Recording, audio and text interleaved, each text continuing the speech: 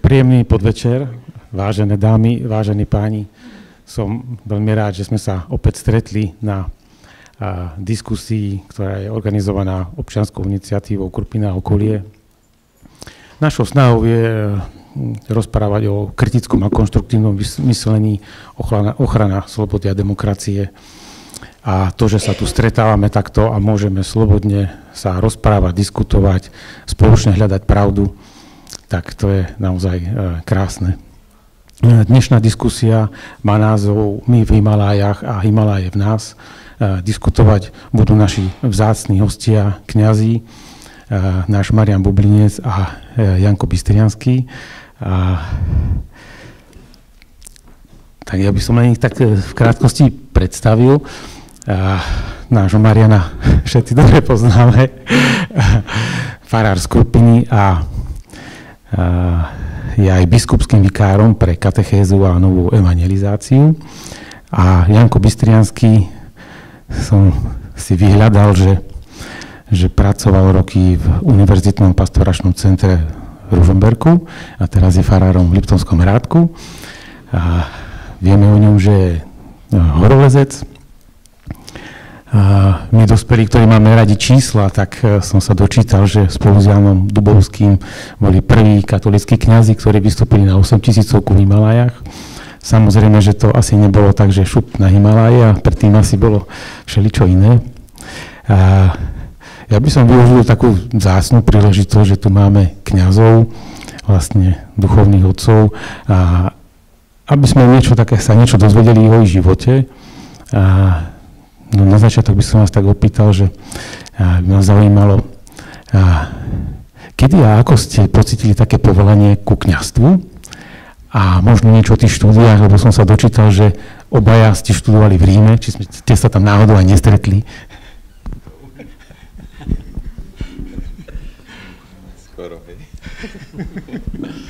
Srdečne pozdravujem, počujeme sa, hej? Dobre, hej. Tak prichádzam k vám, áno, z Liptovského Hrádku momentálne, ale pochádzam z Oravy, z Vyšného Kubína. Takže ako tu je rodisko Sládkoviča, tak u nás je rodisko Viezoslava.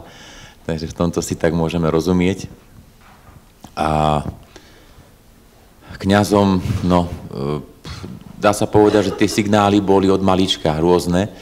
Ja to, potom to tak človek spätne dedukoval, že aj keď som bol, ja neviem, pomaly v materskej škôlke ako malý chlapec a som to nedávno povedal v kostole, že keď mi evanjelička u nás v dedine povedala, že Janko, však nepôjdete za farára, tak to bolo jedno tiež zo známok povolania, že to už keď druhý hovoria, tak takýto ešte z inej, hej, však iného náboženstva, trošku alebo iného kresťanskej, teda nejakého kresťanského spoločenstva, nie celkom naši katolíci, tak to bolo také mimoriadne. No, ale asi také definitívne bolo, keď som študoval v Žiline druhý rok na univerzite, na vysokej škole. A tam som tie veci si tak prechádzal, modlil som sa dosť veľa, hľadal som, spoznával sa. Tak tam bol také rok, presne, to bol, no presne, bol to tiež jubilejný rok 2000, takže to bola asi taká veľká milosť od Pána Boha, kde mi Pán Boh dal, pomohol mi rozlúsknuť si túto hádanku, ktorú som riešil, lebo ja som pochádzal teda z filiálky, kde my sme mávali sväté omše len nedeľu a v piatky, hej, potom neskôr, takže kontakt s kňazom som nemal až taký veľký a teda to nebolo tak jednoduché pre mňa rozpoznať, čo ten kňaz vlastne robí, hlavne v tom voľnom čase. No a som sa bál, že to je taký nudný život a keď to maličkom tak premostím, tak som zistil, že to je veľmi dobrodružný život a nevymenil by som ho za ten nudnejší. A nejdem ho konkretizovať, že ktorý, hej, lebo však aj váš je dobrodružný, ale asi pre mňa by bol málo, hej. Tak a potom spomínam si teda na to, ako som sa dostal do toho Ríma, tak nebolo to aj s Marianom takto nejak, hej, celkom, aj keď poznali sme sa práve pred zhruba tými 25 rokmi. To áno, keď ešte bol farárom na Piteľovej. Vedel som o tom, že on študoval v Ríme, aj po taliansky vedel a tak ďalej. Sem tam, totiž keď som bol na tej fare, tak sem tam mi zazvonili z Talianska, po taliansky čosi hovorili, že čo, tak potom na angličtinu sme sa nejako preladili. ale do toho Talianska som sa dostal asi tak, že som išiel s tým Jankom Dubeckým na jeho 30-ku na Gerlach. Sme išli osláviť svetovou omšou, iba my dvaja. A zrazu mi volal biskup, ale bol tam nejaký slabý signál, tak sa nedovolal. A potom na druhý deň som išiel za ním a že čo vlastne chce, takže ma chce poslať do Ríma. Tak sme sa potom mali nejakú výmenu názorov, maličku. A do toho Ríma som šiel študovať problematiku rodiny a manželstva, čo bolo také praktické, tak potom ma to teda pristala. A ten Rím bol pre mňa ďalším dobrodružstvom, ešte viac horolezeckým alebo horským ako len o nejakých štúdiách. Ale to je najdlhšie, no. Stačí asi tak, nie? A tak ja nebudem veľa rozprávať, lebo asi sa tako dosť dobre poznáme, takže by som to ani tak nenaťahoval, aby Janko mal viac priestoru. Takže ja som tu vlastne iba preto, keby vypadla nejaká reč, tak by som to tak zaskočil možno, ak budem vedieť.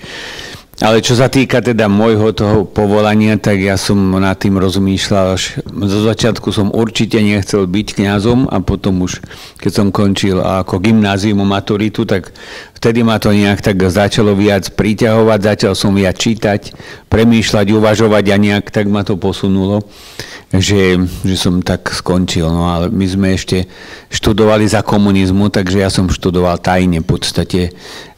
Tú teológiu som študoval tak, že sme neboli v seminári, ale študovali sme, takže sme robili, pracovali a popri tom sme študovali, chodili na skúšky, ale o tom v podstate nevedeli ani rodičia, moji konkrétne, ale čo som mal spolužiakov, tak ich rodičia to nevedeli. Takže až potom, keď padol komunizmus, tak som už bol normálne vysvetený v 90. roku, no a už potom som vlastne normálne fungoval, ale tie 6 rokov toho štúdia, to bolo počas komunizmu a bolo to tajné. V podstate to bolo tak s pánom biskupom Nebohým Balážom dosť tak aj prepojené aj s mnohými inými kňazmi.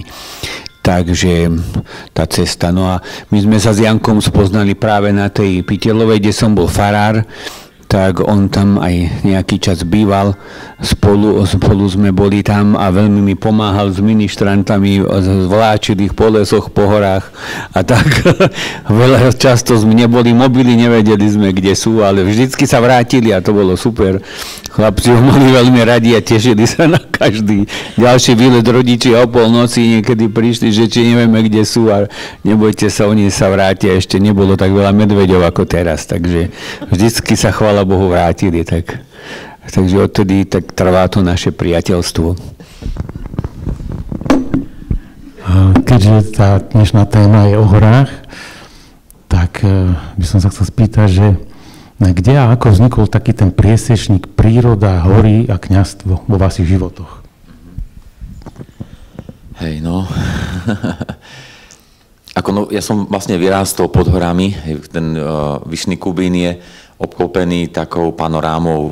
Tam je Veľký Choč, to je jeden z najkrajších výhľadov asi na Slovensku, lebo mu nič nezavadzia. Hej, tak, no aj potom, ja neviem, Vyšnokubínske skalky sú tam a samé lesy. Ja som to vlastne zistil, až keď som bol na Choči, že sme vlastne žili v takom akoby lesíku obklopený prírodou, všade okolo nás nejaké stromy.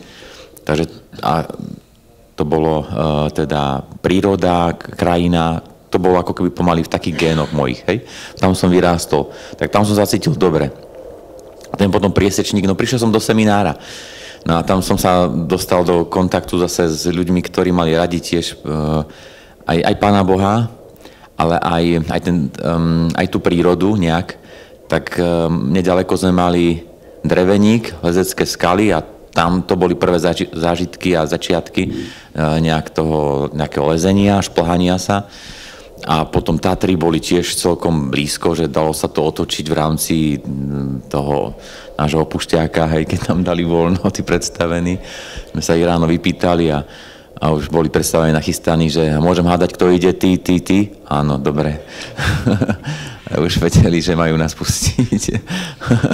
No, ale vždy sme sa vrátili, no, takže tak toto a dosť som silno vnímal to, že tie hory sú prostriedkom k tomu, aby človek, takto najprv som sa k tomu trošku tak trochu bránil, že ma tak stiahli do toho niektorí bohoslovci, že to je málo duchovné.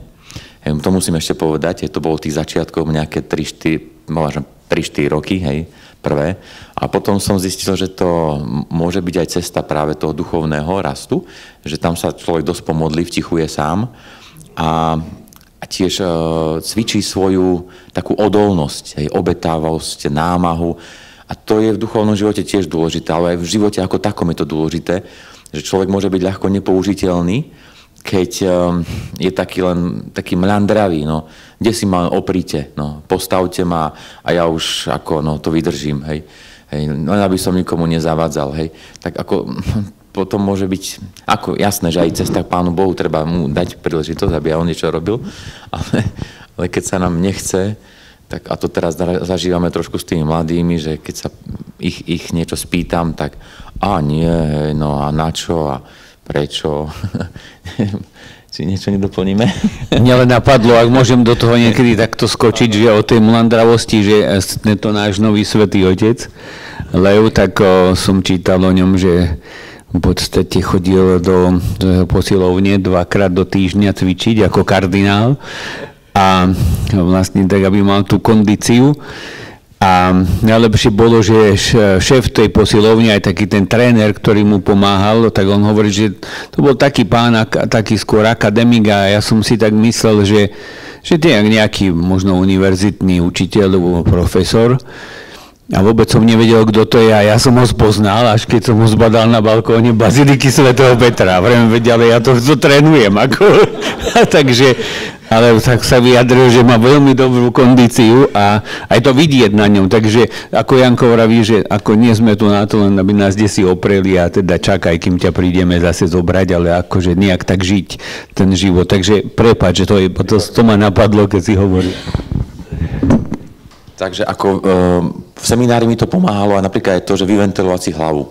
Hej, keď niekedy bolo náročnejšie, ale nie to štúdium a už to tak, ako sa hovorí, tá ponorka prichádzala, lebo tých skúšok bolo možno nie také ťažké, ako veľa tých skúšok, 10-15 skúšok. A teraz aj spev a také, to mi nešlo vôbec. Hociaké veci také, že no a potom niektoré aj možno náročností, že prepojiť aj ten seminárny život, brigády a duchovný život, tak vyventovať hlavu. Viem, že som si napríklad tak oddychol, keď bola fujavica, zimná fujavica nejaká. A išiel som sa vonku len tam prejsť, ma to tam ofúčalo a vrátil som sa ako znovu zrodený. Hej. Tak to bolo také blahodárne pôsobenie hôr. No, ale uvedomujem si, že ja som predovšetkým kňaz, nie horolezec, hej, takže ani sa necítim dokonca nejaký horolezec, tak to len teraz sa splnil trošku taký nejaký menší sen, to nebol ani veľký sen, menší sen, že skúsiť, že aké to je na tých skutočných veľkých horách, kde sa dostáva len pár ľudí a zo Slovenska naozaj pár a hlavne kedysi dávno to bolo boj o život, či sa vlastne oni vrátia. No a chcel som to trošku aj tak otestovať aj Pána Boha, že ako, že nepokúšenie, ale tak otestovať, aké mi dal telo, či mi dal také telo, ktoré dokáže zvládnuť takúto výšku. Hej. Ja som študoval vlastne v tom Ríme teológiu tela Jana Pavla, takže a zistil som, že mi dal také telo, ktoré je dosť odolné. No. Tak ďakujem za to. No, spomínali ste také tie chvíle strávené sám so sebou v prírode, v horách. Aký vidíte význam pre dnešného človeka tráviť čas sám so sebou? Čo mu to prinesie? Ako ja si myslím, že to je veľmi dôležité. Hej. Veľmi dôležité, aby sme rozumeli sebe, kto vlastne som, kam to idem, nejaký zmysel, cieľ svojho putovania na tomto svete. A to znamená, že klásť si vlastne dôležité otázky života. Nielen, čo zajtra kúpim, čo budem jesť a nič iné ma ako netrápi, len pozerám len za zajtra. Ako jasné, že Pán Boh nám hovoril, aby sme až tak nepozerali, celkom plánovali si, neviem, ako ďaleko, čili ako polné ľali, ale to neznamená, že ja nemám pozerať za horizont nášho života. Ja som mal som v živote takú, síce chcem tým horám sa vrátiť, ale toto bola jedna veľmi dôležitá situácia, keď sme sa topili, si pamätám, ako 10-ročný v Zemplínskej Šírave. A to bola moja druhá skúsenosť so smrťou. Prvá bola s krstnou mamou, keď mi zomrela 4-ročná. A ja si to pamätám, hej, takéto momenty. A dosilno som si to teda pamätal a premýšľal som, čo je za tým. Hej, a teraz tento týždeň som to tak aj spomenul ľuďom niektorým, alebo teda minulý týždeň, aj vo farnosti, že čo nám hovoril náš biskup František, keď citoval, alebo teda parafrázoval jedného, že hovorí, že my žijeme len raz, ale skôr presnejšie, že zomierame len raz. A žijeme stále. Hej, tak ako na to iný pohľad, ale to znamená, že len, treba len zomrieť a potom budeme furt len žiť. A teraz ten okamih smrti je teda dosť dôležitý. A dobre ho treba tento život na zemi prežiť a aby tá smrť tiež bola dobrá, aby sme potom to, čo bude stále, aby bolo ešte lepšie. Tak mne práve tie hory pomáhajú trošku vytrhnúť sa z toho, z tých povinností, úloh, ktoré mám tu, niekedy až príliš, pozrieť sa na ten svoj život z také inej perspektívy, z boku. Čo je vlastne dôležitejšie, čo je hlavnejšie, čo je podstatné, že naozaj teraz toto, teraz opravujem faru, tak aby som toto opravil a tí ľudia, ktorí prichádzajú, tak na nich len zavrčím, no tak ako ma to potom hnevá, že to nie som spokojný s tým, nie som šťastný z toho a to mi pomáha práve to, keď sa z tej ponorky znova nejakej vzdialím, a odídem a pozriem sa na ten svoj život, ako sa Pán Boh vlastne na nás trošičku díva. No a nieraz, keď tam zažijem aj nejaké tie trošku akoby hraničné situácie, tak si pripomínam pravdu o nás, hej, o človeku, že som len taký malý, hej. Nie som pán celého života a stvorenstva, ale som súčasť čohosi, ešte oveľa väčšieho. Ja iba by som tak zase, čo ma napadlo, Hratučko, že mám jedného priateľa kňaza, ktorý jeden čas sa tak dostrápil, taký bol aj nešťastný možno, alebo taký utrápený v živote a potom sme sa stretli a on mi povedal takú zaujímavú vetu, že ja som zistil, že Pán Boh bol pri mne, no ja som nebol sám pri sebe. A to je veľmi, veľmi také hlboké podľa mňa, lebo my niekedy hľadáme Pána Boha, on je pri nás, ale my nie sme sami so sebou. A to je vlastne to, čo si sa Maroško pýtal, že vlastne, že prečo by sami so sebou.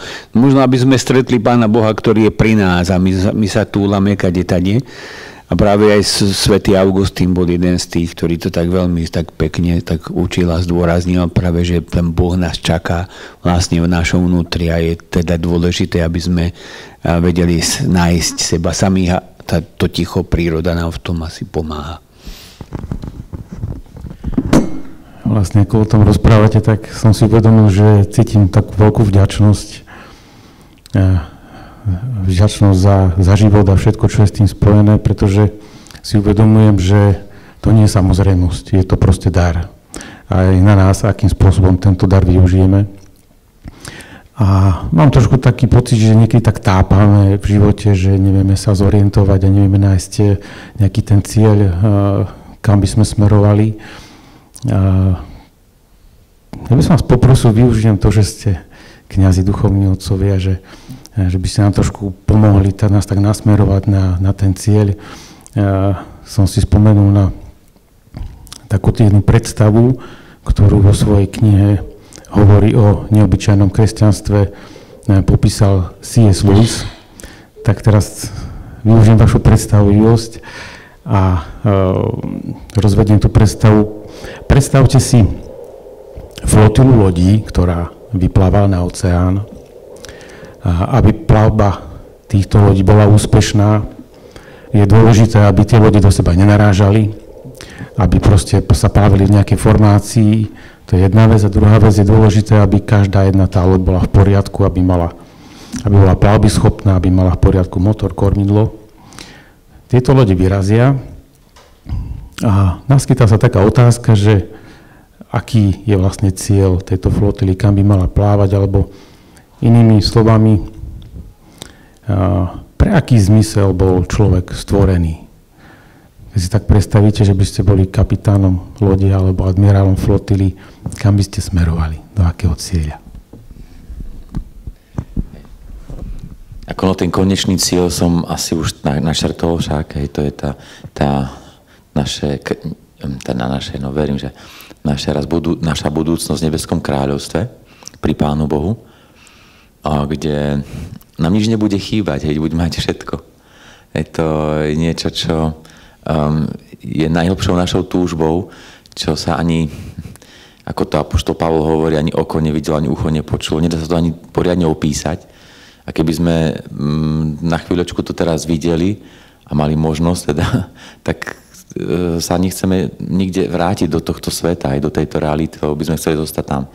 Hej, lenže kým tam dojdeme, tak treba asi aj tú flotilu nejako usmerňovať, hej, že to sú tie každodenné potom aj krátkodobejšie ciele. No a ako to ma trochu, aj tie Himaláje mi pomohli, alebo mi tak pripomenuli takú dôležitú pravdu, že sa moc ponáhľame a my vlastne nestíhame nad tým premýšľať, nad tými našimi krokmi. Najprv urobíme niečo a potom si hlavu búchame, že to nebolo správne rozhodnutie a menej rozmýšľame a viac teda robíme. A to som mal napríklad takú skúsenosť s tým stúpaním, ako sa ide v tých Himalajach, tej výšky. Musí sa telo prispôsobovať tomu. Hej, musí si zvyknúť na tú výšku, na ten vzduch, riedky vzduch, čiže aklimatizovať sa. Aby to tak bolo, tak to je, nesmie sa nič uponáhľať. A tak sa v týchto baganžiach veľkých, keď sa chodí, tak nedá sa utekať veľmi, ale ani tá výška ako nepustí ťa ísť rýchlejšie, tak tam človek zažíva, má takú skúsenosť úplne inakšiu ako tu, že kým urobím ja tam jeden krok, ja sa musím 2 razy nadýchnuť. 2 razy musím prijať do seba kyslík, síce menší, ale až potom, ale aj predsa nejaký, ale potom urobím nejaký ten krok. Tu urobíme 2 kroky a raz sa nadýchneme. Hej. A že nestíhame dýchať. Preto sa niekedy to tak aj povie mladým ľuďom, že keď sú takí nejakí uponáhľne dýchaj, hej, alebo zaľúbené, hej, dievčatá, tak teda dýchaj, aby si sa teraz pamätala, že kde si, čo si, ale veľmi múdro, hej. Takže aby som vedel ten svoj život správne nasmerovávať, tak asi potrebujem častejšie dýchať, to je modlitba. Hej, pre mňa ako kňaza, nielen taká, že ako aj vy možno sa pomodlím ráno, večer a svätá omša, ale to je modlitba aj u nás aj breviára, ale predovšetkým dennodenne chytať Božie slovo do svojej ruky a to je pre mňa ten kyslík, ktorý dostávam do seba, aby som potom vedel, že tak dnešný deň Pán Boh mi dáva nejakú situáciu takúto a asi zrejme on vie, tak na to sa musím pripraviť. A neraz to ako pamätám si napríklad minulý týždeň, no ako mrzí ma to veľmi, ale mi to Pán Boh tak položil na srdce, aby som v pokoji zvládol situáciu s ľuďmi.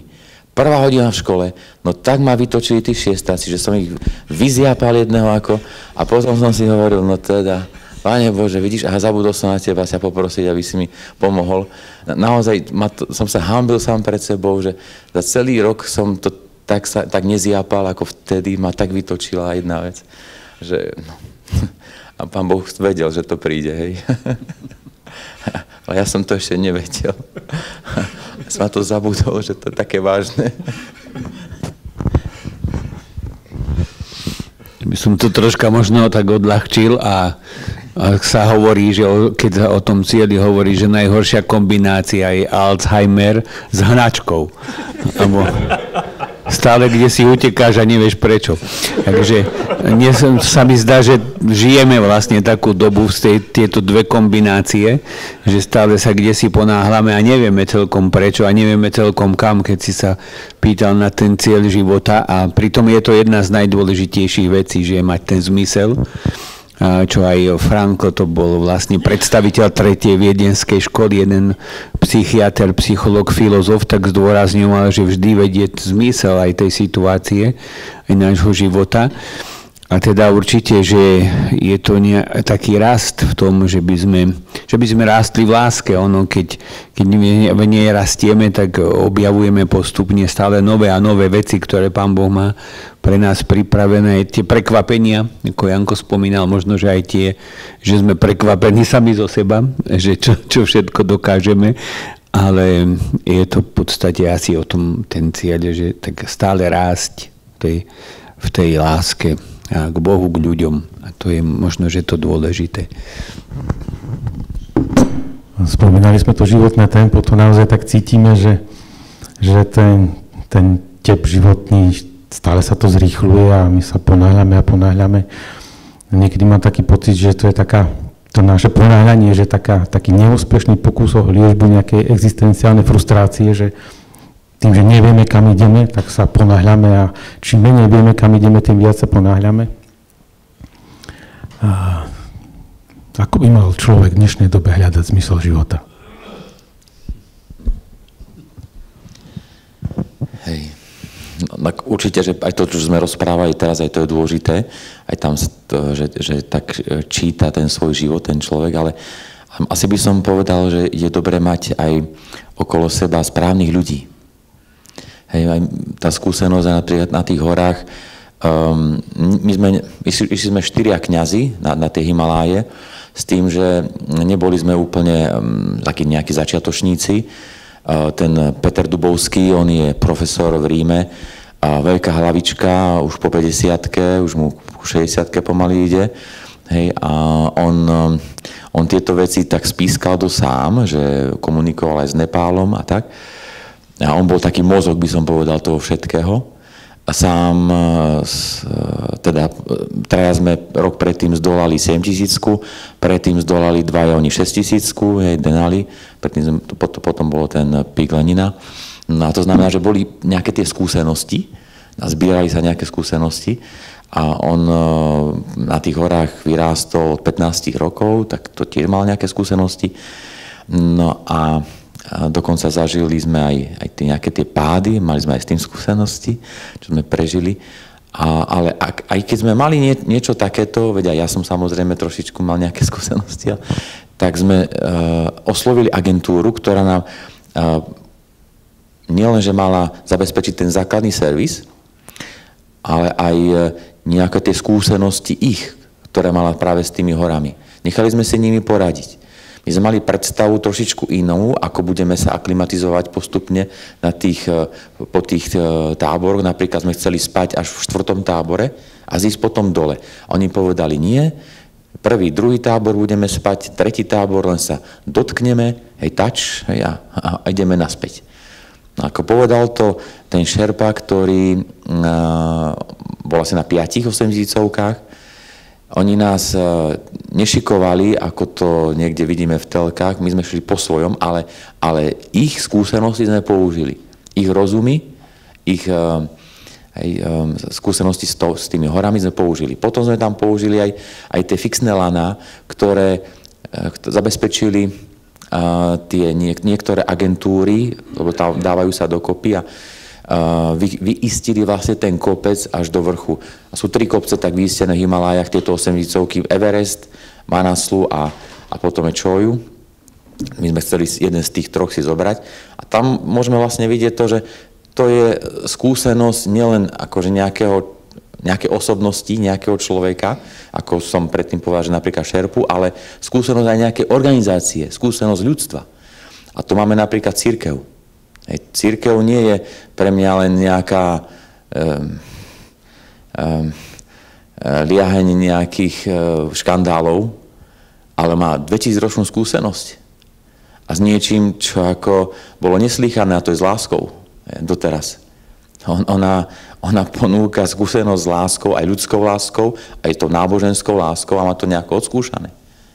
Ako to funguje, lepší život aj. Keby sme to ešte tak viacej si prechádzali, tak by som to len tak v krátkosti povedal, že kladiem si otázku neraz, že či mám rád cirkev, či milujem cirkev a snažím sa stále odpovedať na to, že áno a snažím sa jej držať a jej skúsenosti. No tak a to boli tie fixné laná, no takže ako ako vlastne dospieť k tomu, aby som sa vlastne v živote nepomýlil. Nemôžem byť len sám, hej, nejaký individualizmus. Mali sme tam napríklad skúsenosť to bolo milé, v 3. tábore s jedným Čechom. Dúfam, že tu nikto nie je, že sa urazí, hej. Ale to je sranda s ním, fakt, akože na tých horách. Tak on si vybehol sám na ten kopec, hej. V 3. tábore my sme akurát zišli, hej, dole, schádzali z toho vrcholu a sme ho teda videli. A on akurát prišiel a on, idem hore pozrieť a možno, že aj na vrchol vybehnem. Hej. Teraz v noci? Proti noci tak slabo oblečený. Hej, no a tak o polnoci, keď som ledva dýchal, potreboval som ísť na vecko a vysmrkať sa, tak zrazu ten Čech bol nazad, celý roztrasený a hľadal v svojom stane, spacák. Ten jeden iný šerpa mu ho potiahol, bolo zima, tak toto je tam bežné, hej, takéto veci. Ale tak dopadla jeho skúsenosť, že v 4. tábore, keď som bol, som sa pýtal, ak ma niekto kde prichýlil, tak každý ako na mňa pozeral ako na nenormálneho. Išiel indy, hej, zišiel do toho 4. tábora, vrátil sa akoby pomaly s dlhým nosom naspäť, hej, potom už išiel dole.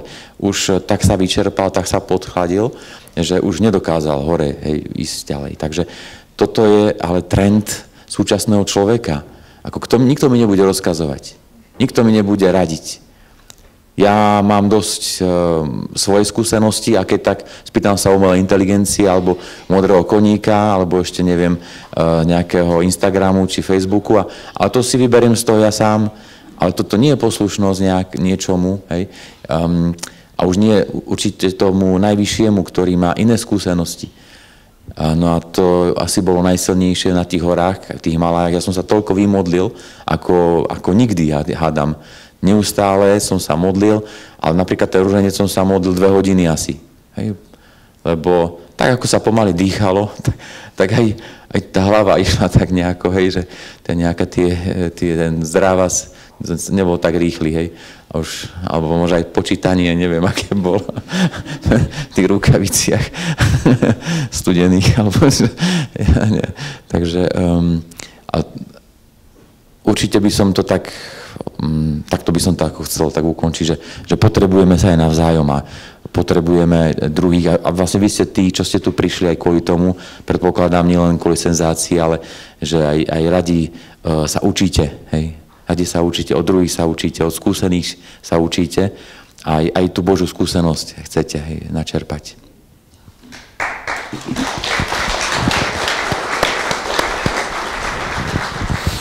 Ja by som iba spomenul, tak mám jedného kamaráta, kňaza, ktorý tak trošku kokce a ono vlastne takto hovorí, že Janko vravel o tom, že ako treba tie skúsenosti, aby sme sa niekam pohli. A on má takú takú peknú vetu niekedy, on to tak povie, keď tak rozprávame o niečom, a on to tak polokoktavo hovorí, že ako hovorí veľký ruský filozof, dneska sme tu a zajtra zás len tu budeme. Takže ak chceme ísť ďalej, asi musíme dať čo robiť nejak tak a využívať tie skúsenosti aj tých druhých, aby sme tu neboli stále na tom istom mieste.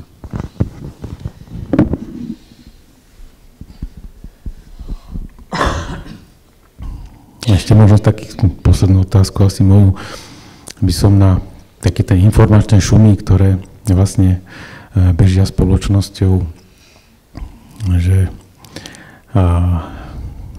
asi sa nemôžeme uspokojiť vlastne s takou nejakou bezmyšlienkovitou konzumáciou všetkých tých informácií, ktoré niekto vyberá za nás a potom nám ich predkladá v médiách. Že to asi tým liekom na to je nejaká vzdelaná, taká sebavedomá spoločnosť, ktorá sa rozhoduje a koná na základe toho, že rozmýšľa. Čo by ste nám poradili, ako jasne myslieť?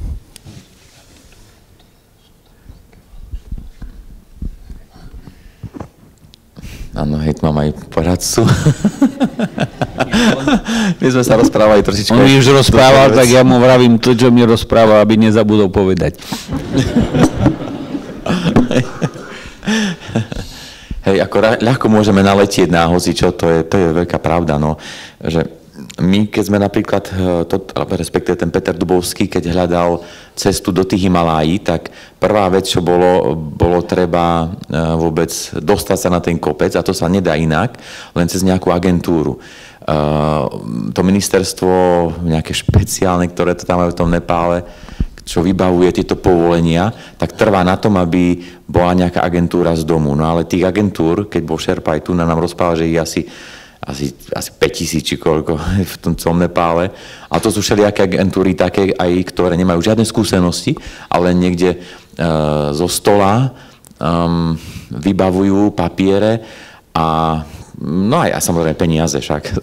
No a my sme teda dosť starostlivo hľadali tú agentúru a môžem povedať, že sme mali však aj veľké šťastie, že sme našli takú agentúru, ktorá nám dala za málo peňazí veľa muziky. No. Ale to trvalo u Petra Dubovského asi nejaké 3-4 mesiace dosť intenzívneho hľadania. To znamená, že keď v septembri sme šli do Himalájí, rok predtým, v auguste sme sa rozhodli, že ideme do tých Himalájí nejako. To som kúpil vtedy nejako tieto topánky, také z bazáru, za 200 eur, čo je normálne stojí 800.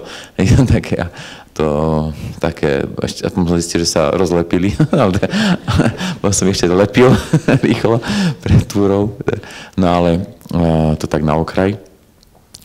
Potom začal komunikovať s tým ministerstvom, povedali, že v žiadnom prípade, teda ani mu neodpovedali, ale mali tam napísané jednoducho cez nejakú agentúru.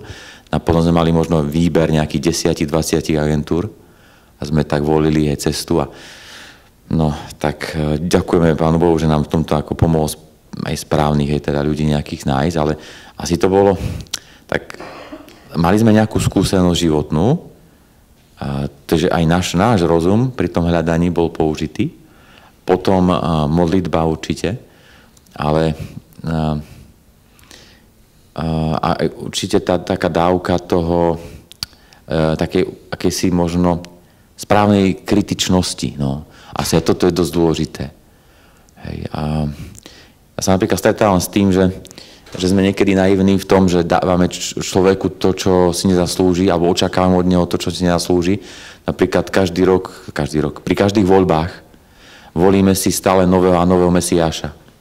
Ale my nemáme voliť, máme Mesiáša jasného, to je Ježiš. Máme voliť len ľudí, ktorí nás zastupujú a potom nemáme byť sklamaní z toho, že sú nedokonalí. Ale furt volíme takého Mesiáša, ktorý to tu urobí nejaký prevrat a neviem, čo nám, aké nebo nám prinesie na zem. Ale tak voľme konečne ľudí, ktorí sú charakterní a dovoľme im aj urobiť nejaké tie chyby, ale nevoľme takých, alebo s tým cieľom, aby mali sme človeka, ktorý vyrieši za nás veci, alebo strana, ktorá vyrieši za nás všetko. Toto sa mi zdá ako jedna z takých dosť naivných vecí, ktoré máme. Aj teraz napríklad teraz je hokej však, no. Sme takí naivní, ale nemôžeme stále vyhrávať, hej, alebo máme tam najmladší tím a hneváme sa na to, že tak nedali gól, tak čo čakáte, keď sú najmladší, veď dajme im aj možnosť aj toho nejakého omylu, ale toto je podľa mňa aj naša taká chyba, že sa na to trošku pozeráme nejako nesprávne, hej. No ale som sa od tých hôr dostal ďalej. Nechcem tak vás poučovať tu na... Tomu vyhrávaní môžem iba chvíľočku. Že hovorí tréner hokejistom po prehratom zápase. Ja už viem, ako budete stále vyhrávať. Urobím z vás dýchovku.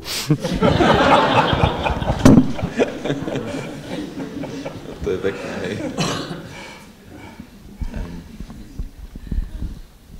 Rozmýšľam, že čo z tých toľkých skúseností niečo ponúknú, ale teraz neviem momentálne, hej, tak narýchlo, že k tomuto, čo bolo položené, k tejto otázke.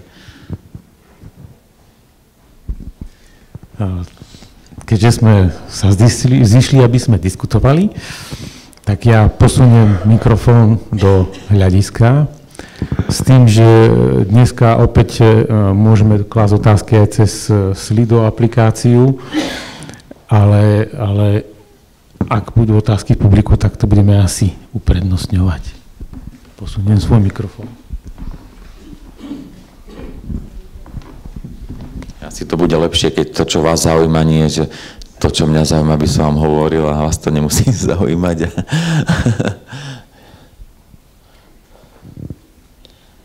ľavá ruka je vždy tá najťažšia, tak poďte. Možno aj z tých vecí, ktoré tam ste videli za nami, hoci to je iba jedna časť prezentácie, áno, už čo máme tu jedného. Pekný večer. Ja som sa chcel opýtať pána farára z Liptovského Hrádku. Nevidel som to, že na tých záberoch hore ste išli bez kyslíka či s kyslíkovými? Bez kyslíka sme šli, áno, bez. A ako ste boli dole v tej zóne, sa hovorí nad 7000 metrov, že tá zóna smrti, že koľko maximálne tam človek môže byť, aby to... Neviem, koľko sa dá maximálne, niektorí tam asi prežili aj 2-3 dní, asi nejaké rekordy, ale my sme boli hore na vrchole hodinu, hej, takže, alebo celkom pri vrchole, no, celkom na samotnom vrchole asi 10 minút, lebo tam to bolo také maličké miestečko a chceli sa aj ďalší fotiť a tak, ale kúsok, hej, keď sa zabočilo, čo bolo možno 20 metrov pod vrcholom, tak tam sme boli hodinu, kde sme si trošku chceli niečo si zajesť a aj my sa pofotiť, aj oddychnúť, no a pomaly potom ísť dole. Ďakujem. Ale my sme boli bez kyslíka, ale ten šerpa, ktorý bol s nami, ten mal so sebou kyslík pre nás, ale on ho použil počas od 4. tábora hore. Kvôli tomu, aby keby niečo sa pokazilo, tak aby nám bol, hej, pri plnej sile k dispozícii. Ten kyslík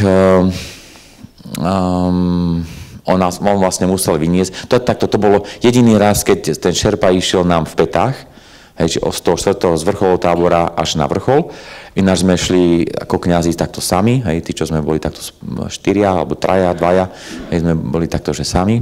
No, ten kyslík nám potom doplo, že sme možno, že mohli využiť a dať tomu jednému, ktorý bol v 4. tábore, Peter Dubovský, a on mal nejaké zdravotné problémy, hej, on mal... prešiel si nejakým zápalom a povedal, že trochu aj vykašľaval krv, ale možno ten kyslík by mu pomohol k tomu, aby mal viacej síly a aby vládali trošku v rýchlejšom tempe, no ale asi nám to vtedy tak nedoplo a možno sme nechceli ani tak riskovať, že čo ak by náhodou to nevyšlo, tak potom by nám kyslík odišiel a mohlo by to skončiť možno, že nie dobre. Len ako musím povedať, že Pán Boh bol veľmi na našej strane, že my sme mali také ideálne podmienky, že za celý ten čas, ako sme tam boli, vlastne nebol žiaden sneh, čo nepadal žiaden sneh, kdežto ten Peter Hámor, ktorým sme sa rozprávali, hovoril, že tam je za noc napadnúť 3 metra snehu. No a to by bolo úplne niečo iné. No my sme mali prešľapanú cestu a jasno, bez hmly, aj hmla tam vie urobiť veľkú šarapatu, nejaký Slovák tam napríklad blúdil, hej, ja myslím, že Rybánsky či ktorý. No a my sme teda to pekne tak videli a aj príjemne celkom počasie. V základnom tábore bolo horšie, tam pršalo, hej. Ale bolo treba ísť vyššie, tak to bolo tiež také pekné, že treba opúšťať tie doliny, ísť hore, lebo tam je krajšie, dole je horšie. A neskutočný pokoj, ako v tých horách bol neskutočný pokoj, a keď som sa vrátil z tých Himalájí na letiskom, teda do Švechatu, v tomto však Rakúsku, tak som si uvedomil, že my žijeme v takom obrovskom zhone. A teraz zase som v tom zhone, hej. Ale a preto tak rýchlo rozprávam, aby som vám čo najviac povedal. Ale tam bol kľud. Ja som sa tam musel vrátiť. Že aj keď si človek povedal, že asi to stačilo raz, ale asi by som šiel znova. To je vysnívaná dovolenka. Mesiac, kde sa len modlíte, jete a spíte, hej. 10 hodín denne sa spalo, no, to je super. Rozmýšľate, čo si dáte, keď v tom základnom tábore tá agentúra sa vás starala, takže tam ste videli niektoré zábery, nejaký steak z jaka, hej, vymysleli, ktorý vám tam ešte pomaly tam vrel, hej, tak bublal. Hej, keď videli, že ryža nám až tak nejde, lebo oni nám ryže nakladali, ako u nich doma sú zvyknutí, tak nám dávali zemiaky radšej a zeleninu, čo sme mali radšej, alebo nejaké cestoviny. Tak to bolo super, ako v hoteli. Občas sme tam chytili aj nejaký signál, tak sme písali nejaké z tie správy domov a sme počúvali, ako sa za nás modlia a my sme si žili ako prasiatka, hej, žiť.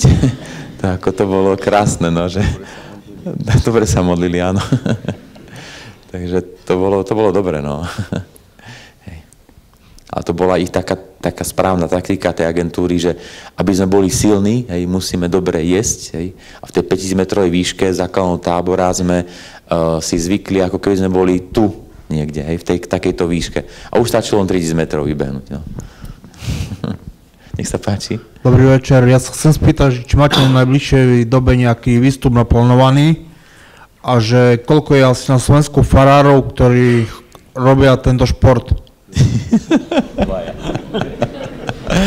Ako boli sme všetko slovenskí farári tamto, hej, 4 sme boli, takže hoci jeden je v Ríme, ďalší v Amerike a ďalší v horskej službe, ďalší je normálne, ale je ich dosť, akože týchto kňazov. Tak v Himalajách neviem o tom, že by niekto ešte bol zo Slovenska z kňazov, asi zrejme nie, ale určite nevyšli teda. To je normálne oficiálna štatistika aj v Himalajách, to je jedna, keď sa prihlásite a potom to sú stránky, hej, ktoré sú oficiálne, tam sa vám vlastne nedá ísť veľmi aj na blink. Len tak, hej, že idem si sám, nepustia vás. Hej, ide to do rozpočtu, takže to ide o peniaze. Ale takéto hory, či už naše Tatry, alebo aj Alpy, tak veľa je takých kňazov, čo chodí. No a plán, ako nemám nejaké také vysnívané plány, veľké žiadne, ale keď som sa teraz stretol s Peťom Dubovským, dával duchovné cvičenia našim biskupom tu na Donováloch, tak sme kuli pikle v lete, sme si dali 2 týždne, také, že ak bude dobré počasie, tak pôjdeme do Alp, hej, tak niekde by sme chceli ísť. Ešte mám jeden taký kopec, ktorý som bol nejakých 100 metrov pod vrcholom, 150, nejaký Eiger, hej, takže tam... Tak, ale nie severnú stenu, tak normálne také niečo, ale predsa byť možno na tom kopci bol také pekné, no. Ten nemá 4000 metrov, ale tam sa najviac ľudí zabilo, hej, na tej severnej stene. Takže taký nie je to taká prechádzka iba, hej, najhoršie podmienky tam bývajú, také nevyspytateľné. Hej. Tam tábor nie je, hej, veľmi. Tam to treba výjsť. Dajte jej mikrofón a už bude ticho.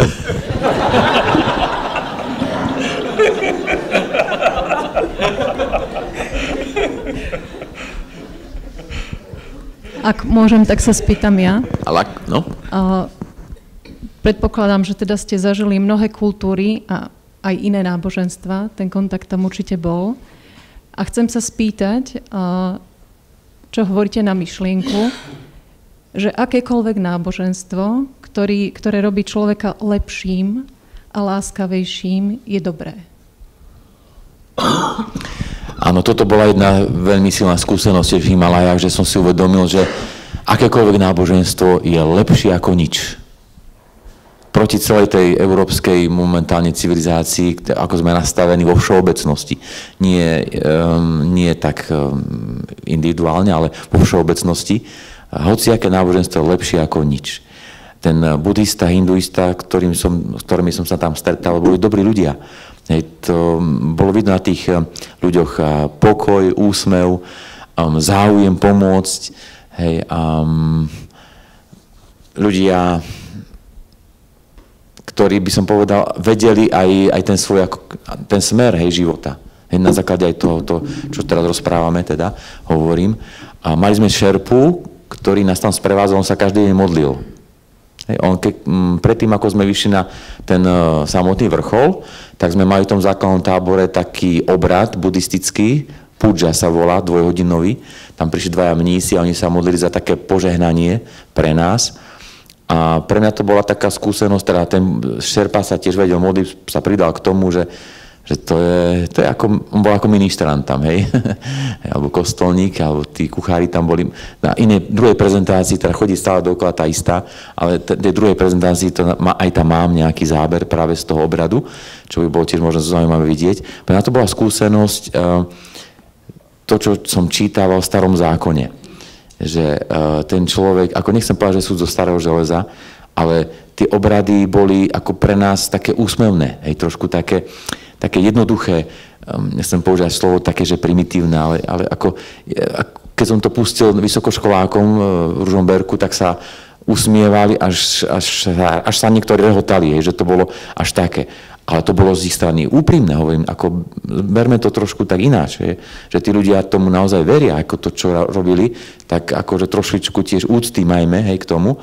No ale asi by nám tiež ten starý zákon pribadal niektorý taký úsmevný, ale tá cesta, hľadania niečoho, čo ma presahuje, hej, nadprirodzeného, a teda cesta Boha, hej, hľadania Boha, tak toto je v každom z nás a toto je niečo, čo, ako sa hovorí, nalejeme si čistého vína a pozrieme sa do zrkadla, hej, že kto sme, čo sme a čo potrebujeme.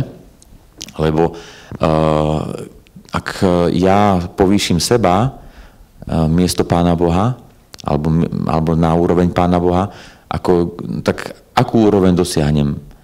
No takú svoju, a to je dosť obmedzené. Ale keď mám Pána Boha nad sebou a k nemu sa blížim, tak moja skúsenosť je, ja presahujem svoje hranice, hej. Ja idem ešte ďalej. No a tí ľudia, ktorí tam boli teda v tom Nepále, som si uvedomil, že to je svet, ktorý my málo poznáme. Čína, India, hej, Nepál a tie Pakistány a stany iné, a tieto, tam je 3 miliardy ľudí, hej, alebo 4 miliardy ľudí, len tieto dve vlastne krajiny sú 3 miliardy. To znamená, tam je asi polovica obyvateľstva na celom svete a to sú všetko náboženskí ľudia. Alebo po väčšine, hej, náboženskí ľudia. Možno sem tam nejaká výnimka. Že náboženstvo je ako v kurze. Hej. Nežiť náboženstvo, to nie je v skutočnosti v trende, ako keby, že to nie je, to sa nenosí, hej, to je zo pár ľudí, ktorí takto si myslia, že to je správna cesta. Hej. Takže mňa to len utvrdilo v tom, že mám úctu aj k tým ľuďom, ktorí majú inú kultúru trošku a iné náboženstvo, ale to svoje, ako tak ďakujem ti, Páne Bože, za tento veľký dar, lebo že to je nielen viera, nejaké náboženstvo, ktorého sa držím, ale dáva mi veľké vysvetlenie aj môjho vlastného života. Ešte lepšie porozumiem aj vlastnému životu. A je veľmi logické a intelektuálne, na intelektuálnej úrovni. Že to ideme akoby aj s dobou, hej, tak by som povedal. Hej. Vďaka teda tomu kresťanskému náboženstvu, kresťanskej viere. No. Asi toľko by som možno, že? Hej. Nech sa páči. Chcem sa spýtať, že Elan má pieseň, že zvláštny smútok víťazov, ktorý sa spieva, že zvláštny smútok víťazov za tou úzkou páskou bielou. Víťaz stráca ďalší z krásnych cieľov, že či ste tiež zažili takú skúsenosť, neviem, či možno hneď, možno o deň, o týždeň, ako aj v divadelnej hre Jaru Cimrmana Dobytí severního pólu. Ten jeden z účastníkov, tam je to tak vtipne, keď dobijú severný pól, tak povie si, že dobyt. A potom dodá k tomu, no, nic moc. Ako určite som celou cestou, ako som šiel na vrchol tých 6 hodín, teraz z toho výškového tábora 4., tak som si predstavoval, že aké to bude, keď tam výjdem, že sa zavesím asi tomu kolegovi, kamarátovi Jankovi druhému okolo krku a budeme tam skákať od šťastia. Na to vôbec nebolo síl, na takéto nejaké komédie robiť. Ako v žiadnom prípade, ani žiadne hulákanie, ale bol to veľmi ako taký príjemný pocit, že ako misia splnená a už môžem ísť dole do bezpečia. Ale možno také silné víťazstvo bolo aj to, že mal som takú skúsenosť, som to aj hovoril na niektorých tých veciach, že ako keby sa mi tak nejakým spôsobom priblížila moja mama.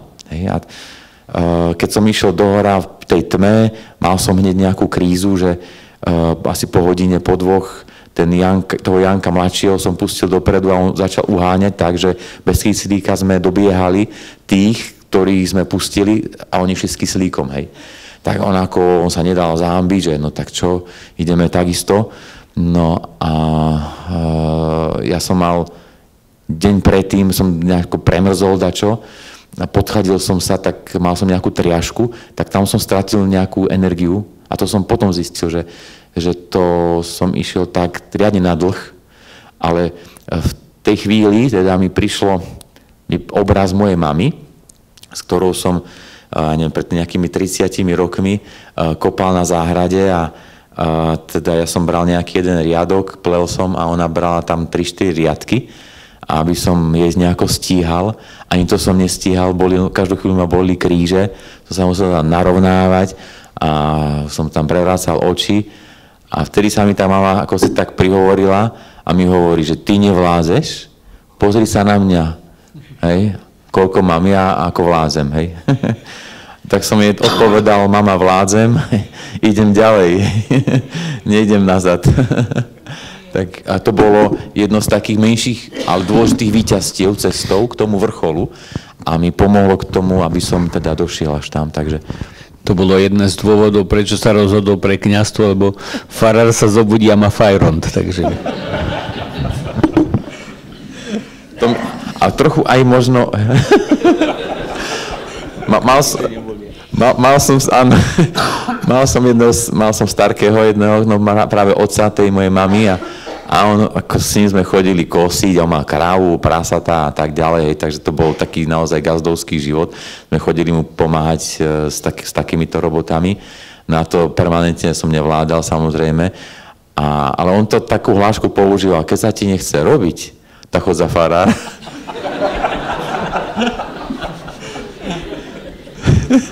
Tak ale ako fungovalo v tej chvíli, keď som bol mladý, tak to fungovalo opačne, že akože ja nebudem nejaký lenivec, že toto nie, za farára nepôjdem, lebo ak sú takí darmožráči, tak to nič pre mňa. Hej. A teraz ako prerábam tú faru, mám jedného murára, ktorý je na dôchodku, 67-ročný chlap, s ktorým chodím na bicykel, alebo chodil som na bicykel ešte pred 10 rokmi, keď som tam bol 10 kaplánom, a to som sa na ňo teraz spomenul, dá sa povedať, že máme také priateľstvo spolu, a on robí 15 až 17 tisíc kilometrov ročne na bicykli, hej, ako neskutočne ťahá, hej. A tak na bicykli sme dosť chodili, a teraz je pri mne, hej. A spáva pri mne a je týždeň a dva a on krúti nad tým hlavou, a taký hravý pocit mám, že Jani, ty toho máš toľko, ja som si myslel, že a ty stále beháš, kde si, ako to stíhaš a toto mi tak dobre padlo, keď mi moje farničky povedali, pán farár, ako to stíhate, hej. Takže neviem, či to každému povedia. To tak nevravia. Ja som si uvedomil, že to je asi najväčšia pochvala pre chlapa, hej, ale asi aj pre ženu, nie? Keď poviem mu žene. Preto som ťa aj zavolal, aby si to povedal, vieš. Prečítam jednu otázku zo slajda, môžem ja. Registruje váš výkon aj nejaký náš známy horolezec, respektíve ocenil váš výkon niektorý profi horolezec? To ako ocenil však, že nejakú medailu, či čo, a neviem, ako my sme dostali certifikáty normálne, hej, že z Himalají, to máme oficiálne, to som zabudol priniesť, ako tom všetkom, čo som chcel zoberať, to som zabudol, že toto nemám, ale s tým Hámorom napríklad sme sa radili predtým, ako sme šli, potom sme sa chceli mu poďakovať, že dobre nám poradil, aj keď to bol celkom ináč, ako mal on, hej, tie podmienky, ale neviem, akože nejaké ocenenie. Napríklad ten Janko Dubecký, on je v horskej službe, tak on má práve pri tých horskej službe, tí ďalší, čo sú tam aj horskí nejakí, aj vodcovia, alebo takto záchranári, tak on požíva dosť taký obdiv, až závisť. Hej. Že mnohí chceli ísť totiž to desi, ale nevyšli im podmienky, alebo ochoreli, alebo zistili, že to na to nemajú, že prišli do základného tábora, ich to odrovnalo. Tak ako malo to aj také niečo, ale tak čo ja viem, napríklad dostal sa do nejakej tej ich ročenky horskej služby, že taký výkon, asi najväčší výkon horskej služby momentálne, no.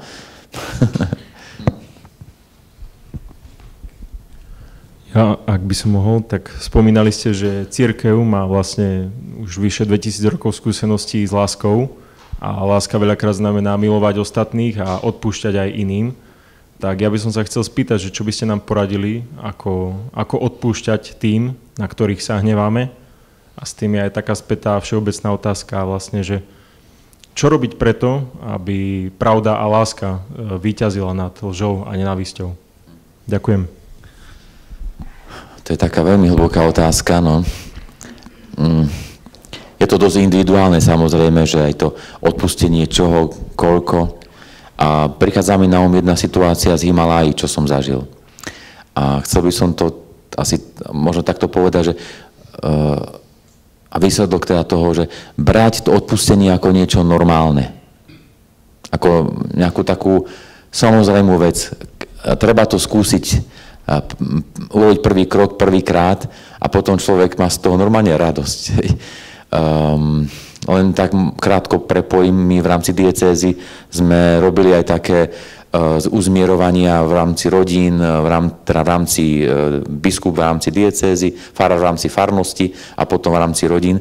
A tak sme boli napríklad ako v rámci rodín, celá rodina spolu, rodičia, moji traja súrodenci 4, plus ich samozrejme polovičky a potom ďalších 15 detí, nie 16 vlastne, aj to malé bolo tam, hej. A sme sa pomodlili to a to bolo také milé, hej. Natlačení v jednej izbe a prešli sme si to, že aby sme sa zmierili a odpustili si. A teraz tá skúsenosť tých Himalájí, to bolo toto, že jedno také kritické miesto tam bolo, taký kolmý výšvih. Nie veľký, nejaký len 7-metrový, ale dosť komplikovaný, že dokonca to bol v takom previse, lebo tam sa hrabalo dosť prašane. No a mnohí ako tí klienti, čo tam chodili, nemali skúsenosti dobré s používaním ani mačiek a takého toho náradia horoleckého, tak mali s tým problém výjsť a tak im pomáhali tí šerpovia a ich vyťahovali. No a my sme takto tam, tým, že to bolo také kritické miesto, čakali asi 2 hodiny a zrazu prišiel nejaký šerpa so svojím klientom a nás predbehol a išiel hore rovno. Ja hovorím ako tomu potom klientovi, sorry, my tu 2 hodiny čakáme a on OK, tak sme išli pred neho. A ho som spolu ukecal, ale ten šerpa bol drzý, ten vyšiel hore takto, hej, to bol Nepálčan. No, vyšli sme teda hore a trošičku ako patrične maličko akoby nabrúsený tým, že no čo si to dovoluje, hej, ten Nepálčan. A on prišiel, teda on čakal na svojho klienta, ktorý sa tam začal trápiť a nevedel hore výjsť, prišiel potom za nami a nám povedal, dajte mi svoje lano. Ani lano nemal, hej, nemal veci na to, aby mu pomohol. Tak sme mu dali tam nejaké, čo sme mali služky, ktoré zviazal, hodil mu a potom ho vytiahol a nám to len tak podal. A to bolo všetko. Nebolo žiadne ďakujem, žiadne prepáč, ani prosím. A som sa nad tým zamýšľal v tom pokoji, kľude, hej, v tých horách a som si uvedomil, že oni to tak samozrejme berú, tí ľudia. Že takáto spolupatričnosť, takáto blízkosť, že nemusíš ani strúhať nejaké tie figúry, ani používať nejakú diplomatickú reč, ani dokonca ani tie čarovné slovíčka, hej. Hej, tie tri. A že asi možno toto bude aj v tom nebi, hej, takto, že to bude tak samozrejme, že sa len pozrieme a ide sa ďalej, hej. Samozrejme, nebudeme si ubližovať asi tam, ale to je ako súčasť nášho života. Mňa títo ľudia, hej, inej viery, ma naučili niečomu, že to netrápiť sa nad tým až tak príliš, že keď niekto ti niečo tak ublížil, veď aj tak príde na rad, hej, to aby sme sa nejako zmierili. Spomínam si ako... Neviem, či to môžem povedať, keď to bolo. Nemal som celkom, ale tak my sme tiež len ľudia, aj kňazi, hej. Nemal som celkom také ľahké srdce na nášho biskupa jedného. A, predtým, čo bol, nie? No nie, teraz, ale nie tento, iný, hej, to zomrel práve, že už zomrel. Už je tam na druhom. Keď zomrel, tak to už môžeš povedať. A si spomínam, že som sa dozvedel teda, že zomrel a akurát som mal naplánované, že idem sa prejsť hore, bol som doma, idem sa prejsť hore na Choč a keď som sa išiel prejsť hore na Choč, tak som nad tým premýšľal a som sa s ním tak pekne porozprával v duchu, že už mi chýbala iba jeho tvár a prítomnosť, aby sme sa objali. Hej. Ja som si uvedomil, že on teda všetkému rozumie, všetkým tým súvislostiam a veciam a to je len otázka času. Hej. Čiže to zmierenie, keď budeme otvorení, ja verím tomu, že môže s každým nastať, len je to otázka času kedy. Ten môj nepriateľ je už potenciálny priateľ. Vidieť za tým nepriateľom potenciálny priateľ. To nás aj vlastne v Ríme takto naučili, keď sme to mali nejaký kurz alebo nejaké o odpustení a to tam bolo, že a už teraz mi to vypadlo. Veľa rozmýšľam. Ja teraz neviem. Ja by som iba s tým s tým vzťahu s biskupom, že hovorí sa, že jeden pán farár bol veľmi, veľmi nahnevaný a volal na biskupský úrad, niečo čakal a neposlali mu to. A ešte neboli vtedy mobily, tak to bola pevná linka, tak zdvihol to z druhej strany biskup, no, alebo kardinál to bol dokonca. A ten farár bez toho, aby sa ako uvedomil, že kto tam je, tak začal nadávať. Čo to tam máte za bordel na tom biskupskom úrade a tak. A ten kardinál počúval a potom tak ostalo ticho a potom hovorí, že pán farár, viete, s kým sa rozprávate? A ten farár hovorí, nie. A on hovorí, že tu je kardinál, ten a ten. A na druhej strane tiež ticho v telefóne. A on hovorí, že pán kardinál, a vy viete, s kým sa rozprávate? A on hovorí, nie. A že chvála Bohu.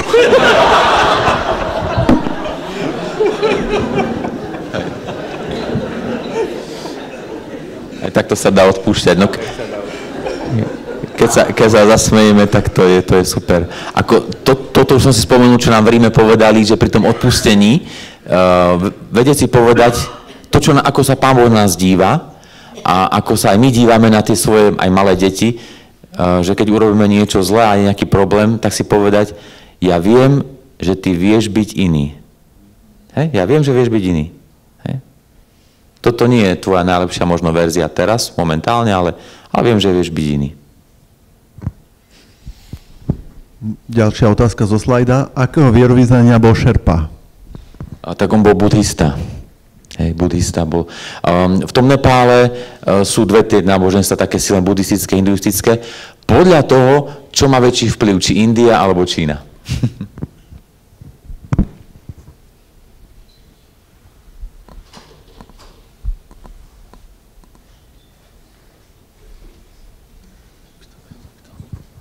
Ak ešte niekto nemá, tak sme sa tu rozprávali o nejakom tom posúvaní a o nejakých tých vlastných cieľov, že či ste to by tak pocítil, povedzme, ten najvyšší vrchol má náslu, že som tak opýtal asi, že kým ste sa stal, keď ste to zdolal, ten kopec? Kým som sa stal? Čo, dostal som krídla, hej? Ako, ja neviem, no. Ako dobrý pocit to bol, hej, že áno, sme vyšli desi a čo to telo dokázalo, ale aj určite veľká vďačnosť voči Pánu Bohu, že mi dal túto milosť, ale moja podstata sa nezmenila. Hej, skôr možno viac na mňa vplývalo ešte to, keď som pred 8 rokmi som spadol na horách a my sme boli 4 kňazi, všetci 4 sme spadli a sme sa zachránili síce, ale to bolo v Alpách na Grand Juras, tam sme mali nejaký 30-40 metrový pád. To bolo asi dosť ochlb a to, áno, tu je prilba akože z toho, že taká popraskaná a toto je polovica lana, že druhá polovica zostala tam na kopci a to červené, čo tam vidíte, to je krv ešte, hej, ako no, čo zostalo, tam mám takú relikviu, hej, a ono bolo dosť nové, hej, to bolo nejaké ročné lano, samozrejme má svoje roky, ale použil som ho akurát v Ríme, to si pamätám, na to, čo som tam orezával stromy, na tom ústave Cyrila Metoda, také veľké tieto, čo sú to tie borovice, pínie, áno, alebo tie cédre libanonské, aj také tam mali nejaké, aby to trošku vyzeralo. Tak to sme si našpanovávali a ťahali, hej, to jedine, na to som použil už iba. No ale, čo som to vlastne chcel povedať tým, že to bola taká skúsenosť silná, že tak Pán Boh bol blízko, tak sa dala tá jeho prítomnosť krájať, že človek mal takú odvahu, keď som potom sa vrátil tu medzi ľudí, že akože, čo mi kto chce, čo, ako keď ja som si s Pánom Bohom potýkal. Ja som ho mohol už vidieť. On ma zachránil. Ako, čo môže byť ako ešte silnejšie? Čo mi môže sa stať, hej, horšie? Ako kto mi môže čosi zobrať? Hej, to bolo také silné, no. Ale teraz, ako, no, bol to trošku taký výkon, ale ja skôr to beriem, že viac Chcel som zakúsiť možno to, čo tí iní borci zvládali, hej, horolezci. No a potom aj možno taký, to čo hovorí apoštol Pavol, sloboda Božích detí. Že zakúsiť tú slobodu ešte vo väčšej miere. Že kde sú tie hranice aj človeka, keď sa to ide tak samozrejme rozumne a s takou bázňou, rešpektom, nie prehnane. No. Možno toto, taká sloboda. Ešte. Nech sa páči.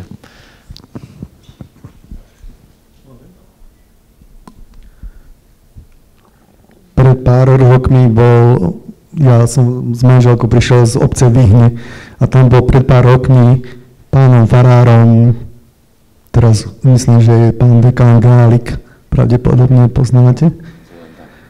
A on bol tiež taký ľudský náš, chodil s nami všelikade aj futbal hrávať.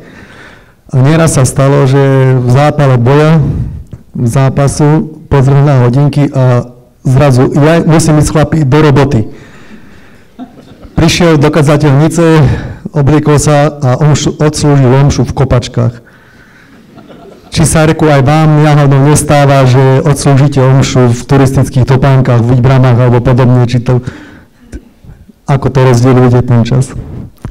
Ako závisí od toho, či v kostole, hej, lebo na horách bežne slúžim svätú omšu. My sme tam v Himalajách mali každý deň svätú omšu. Čiže najvyššie aj v tom 4. tábore, 7400 metrov, mali sme svätú omšu samozrejme z pacáku, hej, zima, no tak ako nejdem zamrznúť. A samozrejme v stane, lebo by odfúklo by aj nás, nielen Pána Ježiša, hej, to by sa nedalo, hej. Tak, ale raz si spomínam, že a to nebolo z hôr, ale som išiel z bicykla, ešte asi z prvej farnosti, čo som šiel, tak len zabudzol som desi, alebo nešlo to mi celkom dobre, tak som išiel cez všelijaké blata, neviem čo všetko. Na svätú omšu som utekal si tak, že na tom bicykli, že babky ma ani nespoznali, oni išli do kostola, ma nespoznali, že kto som. Že ide čert. Tak, ale išiel som rýchlo ešte sa prezliec a v seminári sme to mali tak naučené, že to vyriešila nejaká 2-3 minútová sprcha, hej, naozaj to ešte sme stihli. A tak v tom pohybe aj z toho seminára som vedel, že aj to ešte stíham nejako a prípadne tá minútka ešte nie až taká strašná, ale že by som rozmýšľal, no na bicykli jedine, keď som desi šiel, tak možno takom cyklistickom som mohol byť oblečený, ale nie také, nemám také športové, to nie. To bolo v Afrike je samozrejme strašne teplo, tak dali takú otázku na kongregáciu do Ríma, že či asi otázka mala v tom zmysle byť, že či treba aj to alba, aj to rúcho, a že či by nestačilo, keď je také veľké teplo, že či by nestačila štóla pri svätej omši, taká otázka, iba vlastne štóla. A z kongregácie prišla odpoveď, že bolo by dobre aspoň ešte trenírky.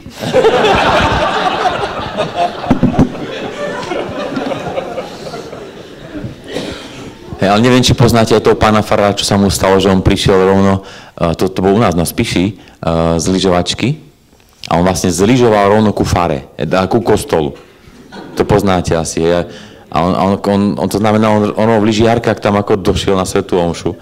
A teraz pozná na kostolníka a hovorí mu, že ako, viete čo, ako dajte mi vaše topánky. A on dal tie lyžiarky. A tak slúžil svätú omšu normálne ako v týchto pánkach, ale to bola nedeľa. A bolo treba ísť so zvončekom. A zrazu ten kostolník vyšiel z tej sakristie v tých lyžiarkách. A so zvončekom. Ale vy zbierali veľa vtedy.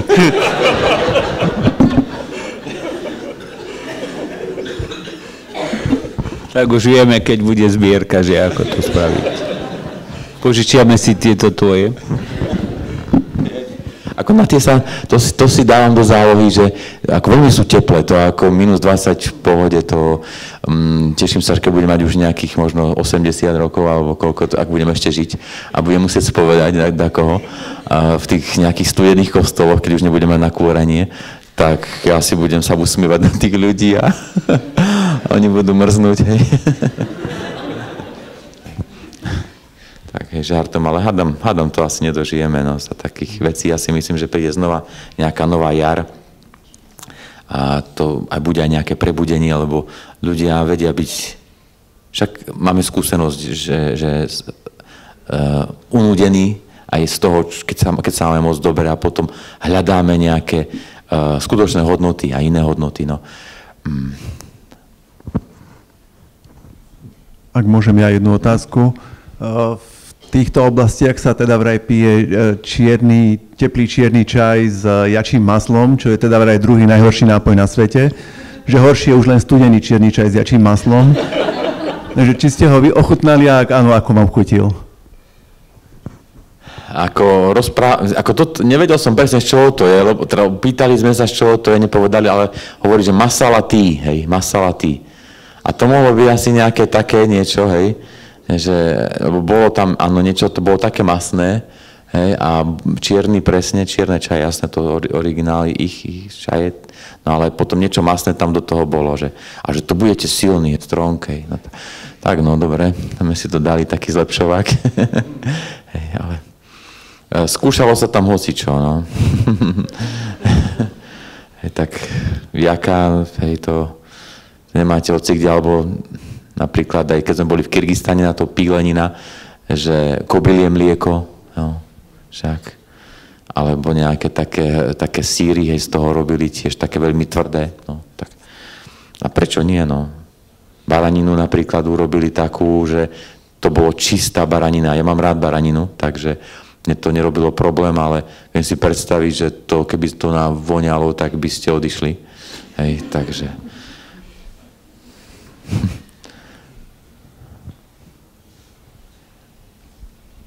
Ak môžem využiť, tak ešte jednu otázku položím. Teraz koncom júna je vo vašom regióne na Borovej Sihoti a Liptovskom Hrádku celoslovenský zrast turistov.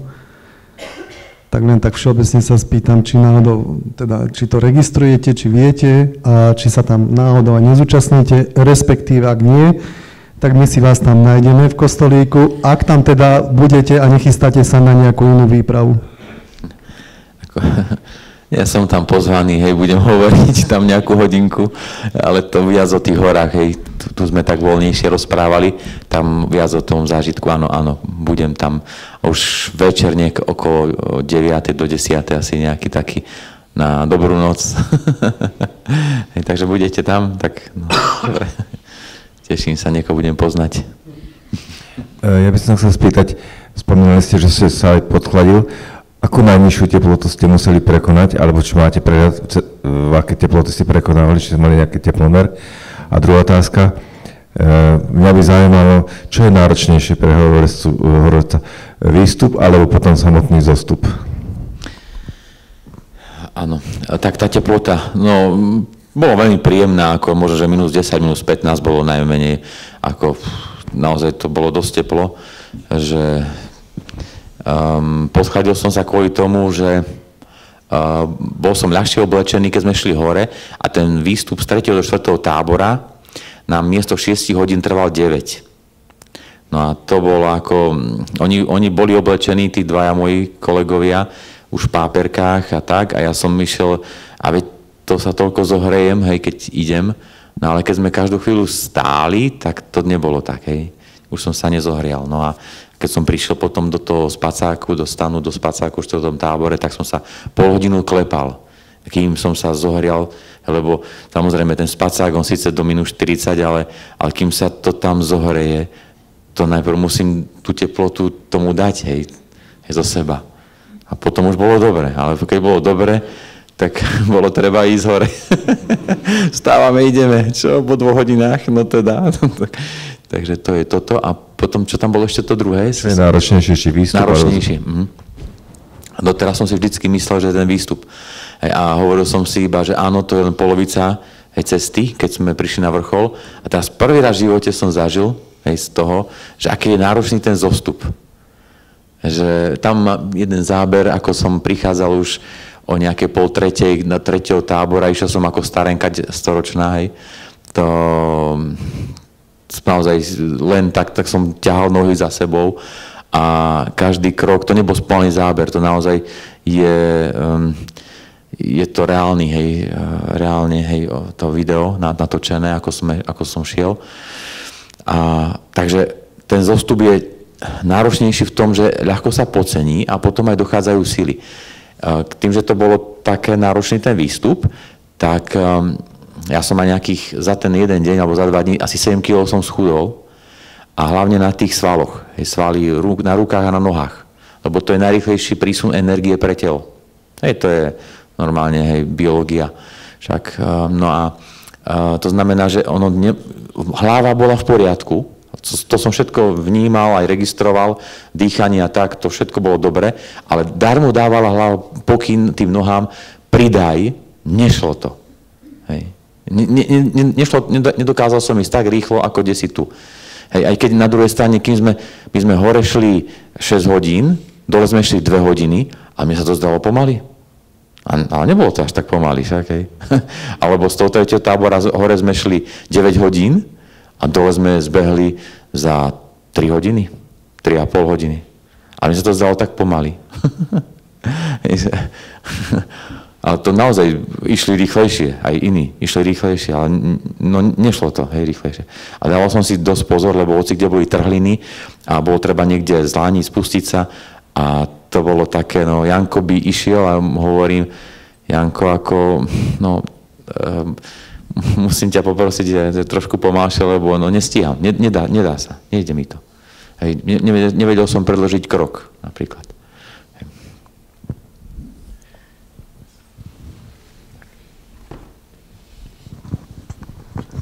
Ešte by som tak opýtal, keď ste spomínal tú náročnosť, že ja si tak ako uvedomujem, že to naozaj vyžaduje veľkú známku alebo veľkú mieru statočnosti. Statočnosť na jednej strane znamená takú odvahu prekonávať strach.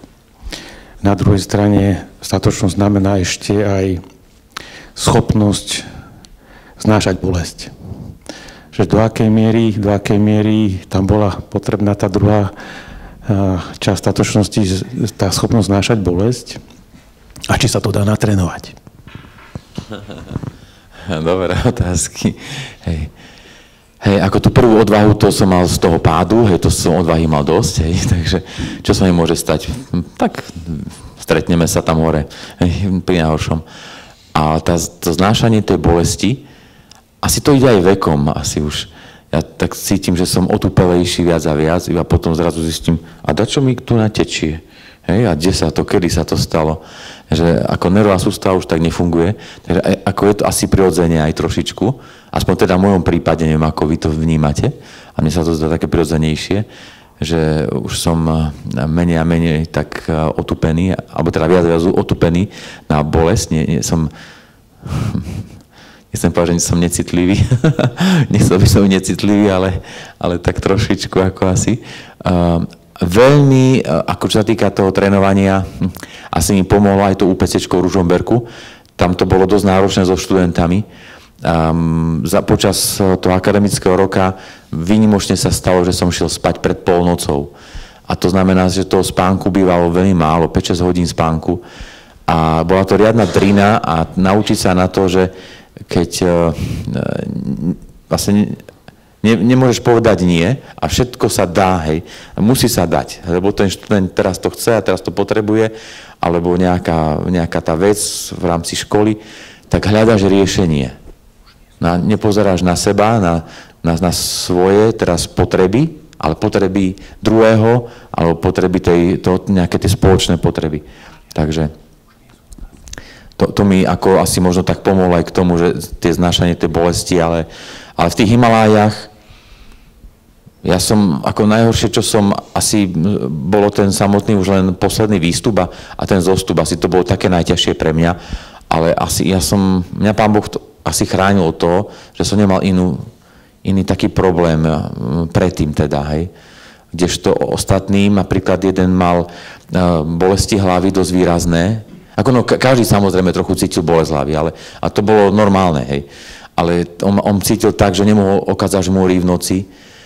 Potom ďalší mal teda s tými pľúcami a A ten Janko napríklad, on jeho preháňalo v tom základnom tábore, niečo musel zle zjesť, takže každý si niečím prešiel a ja už len pri tom zostupe, no tak tam, kde sa vrátim, hej, no, už len ísť dopredu, no. A ešte ma zaujalo, keď ste spomínal o tom životnom tempe, že to bol taký šok, prišiel ste na Slovensku alebo do Európy a zrazu tu žijeme nesmierne rýchlo. Že ako to oni vnímajú, že či im to nechýba, že nie sú rýchlejší, alebo zasa na druhej strane, či my sa môžeme niečo od nich naučiť. Ako nezdalo sa, že by im to chýbalo, keď boli šťastní, usmievaví, tak ako som to videl aj u tých Talianov a Španielov, že oni mávali tie siesty a pozerali na nás, to vy nemáte, ako 2-3 hodiny si nete zdriemnúť po obede, ako v rámci práce, to je normálne, akože.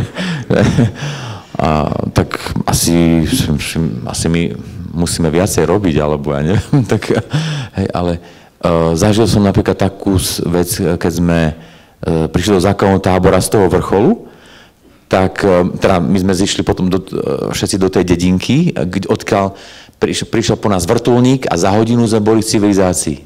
A som sa pýtal toho majiteľa tej agentúry, že a ten náš šerpa, ten ako ide? No on pešo. Aha. A koľko mu to bude trvať? No 3 dní pešo a potom chytí nejaký tam ešte autobus, aby došiel tam, kde my, na 4. deň. A ja som si uvedomil, tak my za hodinu urobíme to, čo on za 4 dní. A potom som si kladol takú otázku, že a ten teda čas, ktorý my sme ušetrili vyše 3 dní, lepšie som ich využil? A na čo som využil tie 3 dní života inak ako on, alebo on tam len šľapal, kým kde si došiel. A to je to isté, čo generácie, 3 generácie pred nami, nie si kopkali, si kde si v dedinke, si prežili svoj život, celý život iba na nejakom jednom mieste a nepoznali vôbec svetové problémy a ani neviem čo, nečítali všetko možné a teraz oni prežili horší ten život. Hej, ako my sa snažíme ušetriť sekundu. Naozaj, ja som bol v takom vypätí aj v tom Ružomberku, že som naháňal sekundy, hej, nie minúty, sekundy, aby som sa aj pomodlil, aj vybavil veci, aj to, hento. A to som, keď mi niekto nabúral tie sekundy, ako dneska tiež som sa nezvládol, že murujeme tam a teraz zavolávam 02 predvoľba a tu je agentúra, ale nemám čas na hlúposti. Vypol som a povedal som si do keľu. No, toto bolo teraz svedectvo, hej.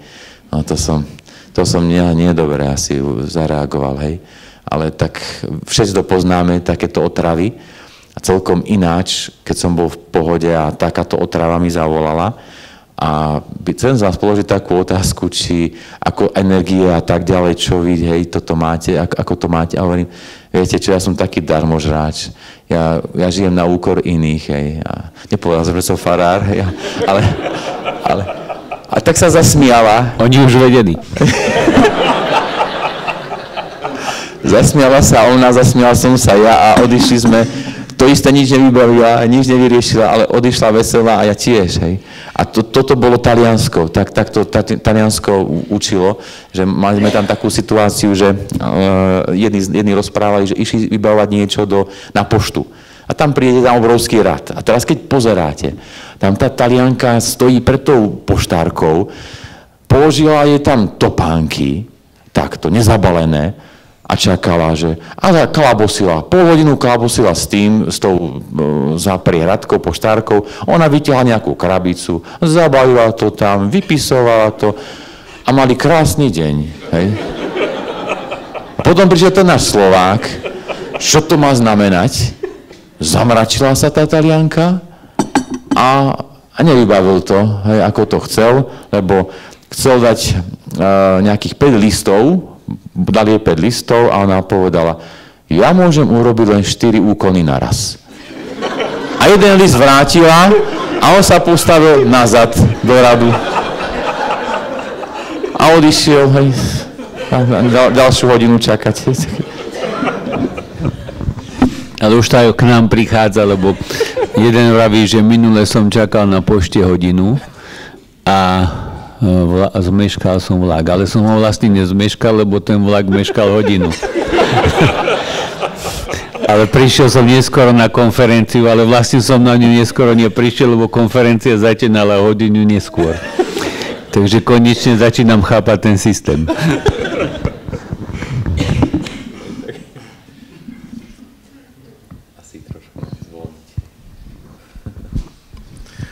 Možno by som tak na obidvoch otázku, že ako spomaliť v dnešnej dobe?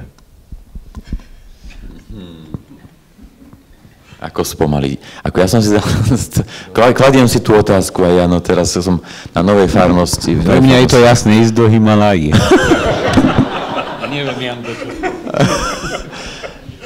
Išiel som do tej farnosti s tým, že ako obrovský dar som dostal. Ja som medzi horami, hej, v Hrádok. Zľava, správa, hej. To je ako, ja som sníval, keď som sa modlil za to kňazské povolanie, si pamätám, to bolo ešte v 3. ročníku na gymnáziu, mal som tých nejakých 17 rokov, tak som Pánu Bohu, tak vyjednával som s ním, a že aby mi to dal nejako poznať, a ak by som mal byť kňazom, tak nech je to niečo aj obyčajne jednoduché, aj taká horárnička by mi bola dobrá, hej, lebo starý otec bol horár, hej, tak, no, a ja mám tam lesný závod rovno, tak ako to je splnený sen, naozaj, hneď za dvorom, takže, ale nie, tak vážnejšie, že išiel som s tým, že si potrebujem trošku veci do poriadku aj z toho Ružomberka, z toho lietania s tými študentami, a ja keď som tam prišiel prvýkrát, si hovorím, kostol vedľa fary, v papučkách môžem tam chodiť.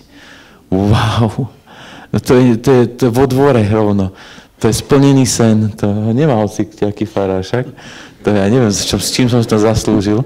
A tak som si povedal, že ja budem tam chodiť, ešte predtým, ako teda som tam išiel, že budem si chodiť do kostola a sa modliť, hej. A zostanem tam s Pánom Ježišom a tak porozprávame sa, tak ako Don Camilo, hej, niektorých tých filmoch. Ale no, zopár sa mi to podarilo, ešte veľa nie, lebo tento rok som sa dal do tých prerábok všelijakých a stále sa mi zdá, že niečo nie je dobré, aby mohlo byť ešte lepšie.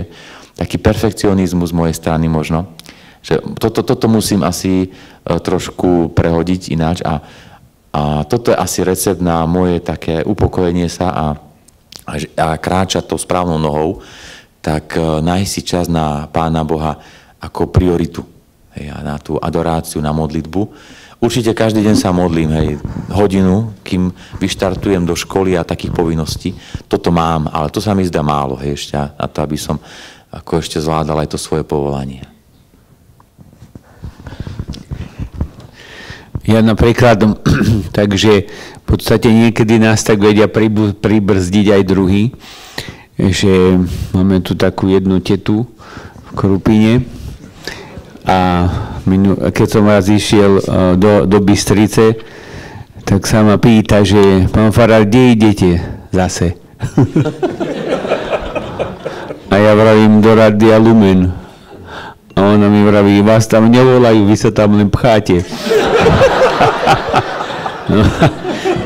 Takže je dobré, keď vám to niekto povie, že spomaliť sa dá tak, že sa netreba pchať, kde sa netreba pchať, takže to je tiež veľmi dobrá vec. A druhá vec je, že tak, kde sa dá ísť peši, tak napríklad občas, keď sa mi dá, tak idem pochovávať peši hore na cintori a dneska som tak bol pochovávať peši, som išiel v reverende, zastrelili mi aspoň 5 aut, že ma zoberú, že na čo chodím peši.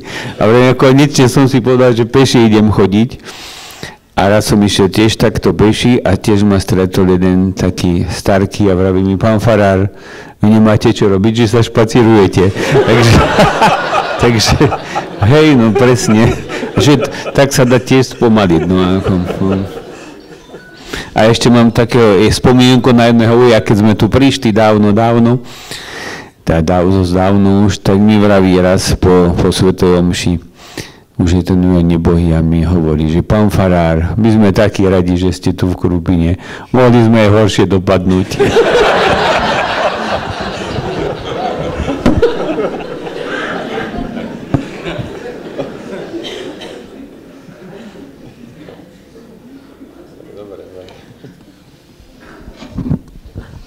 Ja by som ešte, Janko, chcel tak, že či by si nepovedal, keď ste vtedy padli v tej stene, ste si vravil, že aby sme to tak nebolo, že s tými biskupmi máme iba zlý zážitok. Tak si mi spomínal taký pekný zážitok s biskupom, tým talianským, tak opovedz, prosím ťa, aby to tak bolo také, že... Áno, ten talianský biskup nebol Talian, ale bol Talian, ale nebol Talian v tom našom. Že ako to bola ako jedna z takých naozaj silných skúseností pre mňa, ktorú som potreboval, že vedel som, že vraciam sa na Slovensko po 2 rokoch štúdia a som dúfal, že sa zmení situácia aj v rámci možno, že aj našej cirkvi, aj niektorých z tých biskupov a podobne, a nech sa to nezmenilo. A Pán Boh mi dal na to odpoveď, že ako neboj, hej, všetko bude dobre. No a tak keď sme teda spadli, boli sme v tej nemocnici, tak zrazu na druhý deň prišiel miestny biskup z tej Aosty, ten talianský biskup, a on prejavil také pekné otcovstvo. Začal sa o nás zaujímať, nezačal nám tam niečo vyčítať, ale zaujímal sa o nás, ako sa máme, ako sa nám darí a či niečo nepotrebujeme. A my ako takí typickí Slováci však, že nie, hej, dajte nám svätý pokoj, hej, nechceme nikomu byť na obťaži, hej, takže sme tak ostýchavo skôr, že, ale keď sa nedá odbiť, a on sa to asi už 3. raz pýtal, že naozaj nič nepotrebujete, tak som sa odvážil povedať, že prepáčte, že ak by sa vám niečo dalo, že ja ani nemám si čo tu na obliec a obuť, že, lebo som len v tých baganžiach chodil, veľkých a smradľavých tých veciach z hôr, tak že či by ste niečo také nemali. Tak on mi doniesol, hej, papučky alebo teda dal poslať svoje papuče a po jednom tam nejakom kostolníkovi a ešte pyžamo, hej. Tak som si ako hovoril, že ako, toto je taká citlivosť aj také vnímanie pre tie potreby, ktoré má človek. A zároveň som si hovoril, že čo tým Pán Boh sleduje, že už mám biskupské pyžamo. Je to na dobrej ceste. A vrátil som to už zakrávené potom. Ako je odtedy už dosť dlho, takže nie, nič také nehovorím. A už ma prešli takéto myšlienky, že by som to predsa len zobral, ak by to nikto nechcel, tak... Každý kardinál, ktorý ide do konkláve, sa hovorí, že vie 3 veci. Prvá je, prečo to nemôže zobrať. Druhá je, aké si dá meno, a tretia, ako ho spraví štátnym sekretárom.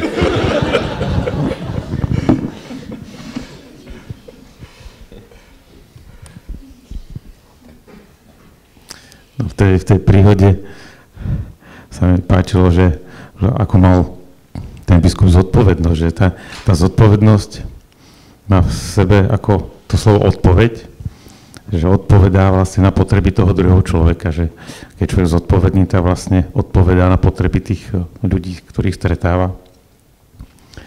To bolo tiež také zaujímavé, že vedel, že niečo budete potrebovať, to videl, vycítil to a bol neodbytný. Ako tie hory ma učia tie zodpovednosti, akože zatiaľ sa nikto pri mne nezabil, hej. Takže mám ako zatiaľ dobrú úspešnosť.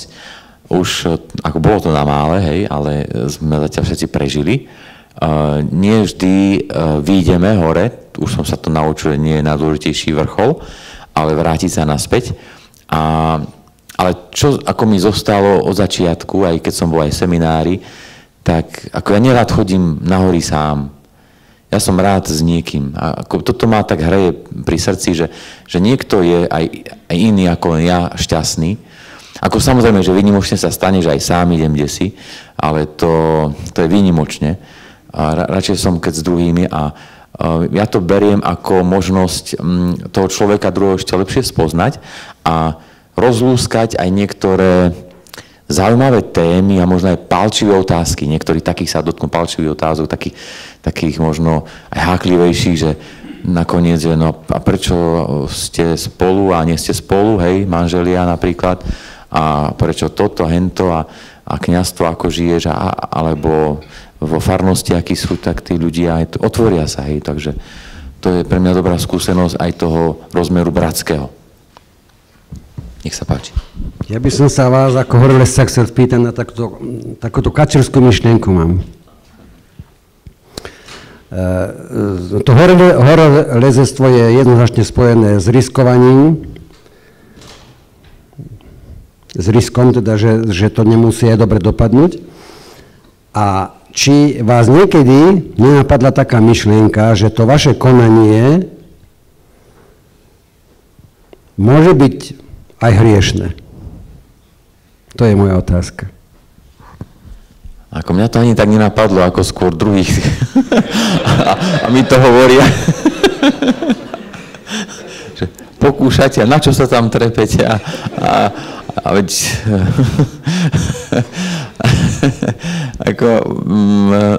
snažím sa tie rizika obmedziť na čo najmenšie veci. Uvedomujem si svoje limity.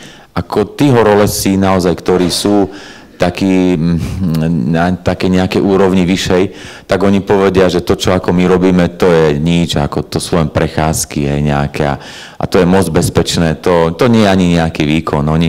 Oni to nevnímajú ako nejak extra.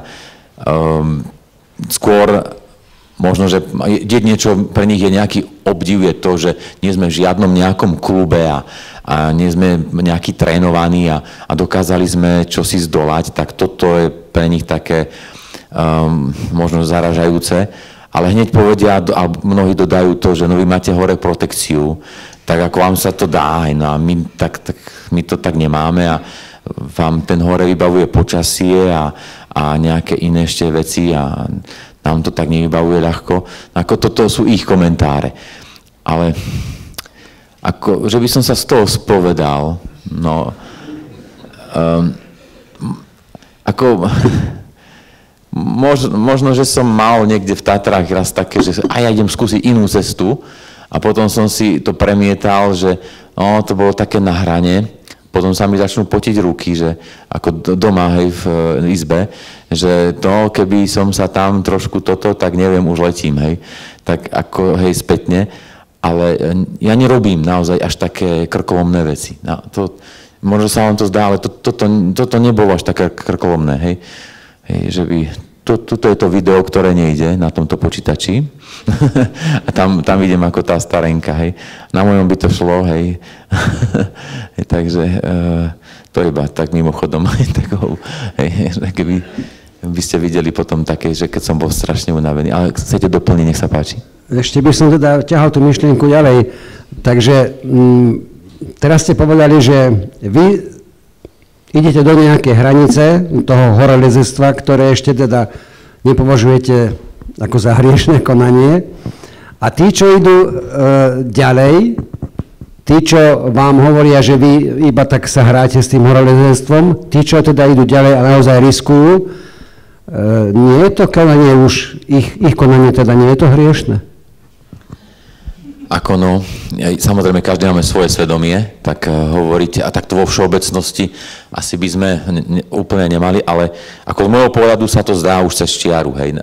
A to myslím, ako to keď sú niektoré také, keď sa ide na nejaké horské festivály a oni tam vyťahnú zábery, človek ide úplne on-site, to znamená bez nejakých pomôcok, bez ničoho, bez lana a ide sám. A lezie tam také ťažké veci, že sa musí udržať na 2 prstoch. Že no keby tam len nejaká skalka, kde si pustila, on letí dole, nemá šancu, tam nedá sa zachrániť. Hej. Tak ako toto napríklad je niečo. Tí horolezci, ktorí boli v československých výpravách pred 40 rokmi, išli hop alebo trop.